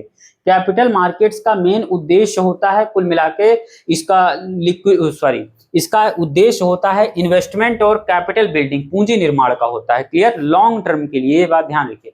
दूसरी चीजें मैंने आप लोगों को बता दिया, मनी मार्केट में पैसा देता कौन है, बैंक देती है, बड़ी कंपनियां देती है, आरबीआई देती है। पैसा लेता कौन है, बैंक लेती है, कंपनियां लेती है, गवर्नमेंट भी लेती है। दूसरी तरफ कैपिटल मार्केट में कंपनियां पैसा आम व्यक्ति से जुटाती हैं। कंपनी शेयर्स जारी कर देगी और उस शेयर्स को आम व्यक्ति खरीद लेगा, तो तुरंत कंपनी को पैसा मिल जाएगा। क्लियर, तो दोस्तों मैं उम्मीद करता हूं आप लोगों को मनी मार्केट और कैपिटल मार्केट में बेहतर तरीके से अंडरस्टैंडिंग बन गई होगी। अब हम लोगों का इसके बाद दूसरा टॉपिक आएगा जो दोस्तों, इसको अगर आप लोगों को और बेहतर तरीके से समझना, इसको 2-3 बार अगर आप लोगों को देख लेंगे और इसको स्क्रीनशॉट कर लेंगे दोस्तों, तो आप लोगों को सारी चीजें बेहतर तरीके से क्लैरिटी आ जाएगी, दरअसल मनी मार्केट क्या होता है और कैपिटल मार्केट क्या होता है। ठीक है दोस्तों, तो क्लास को यहीं पर एंड करते हैं, मिलते हैं नेक्स्ट वीडियो में, तब तक के लिए धन्यवाद।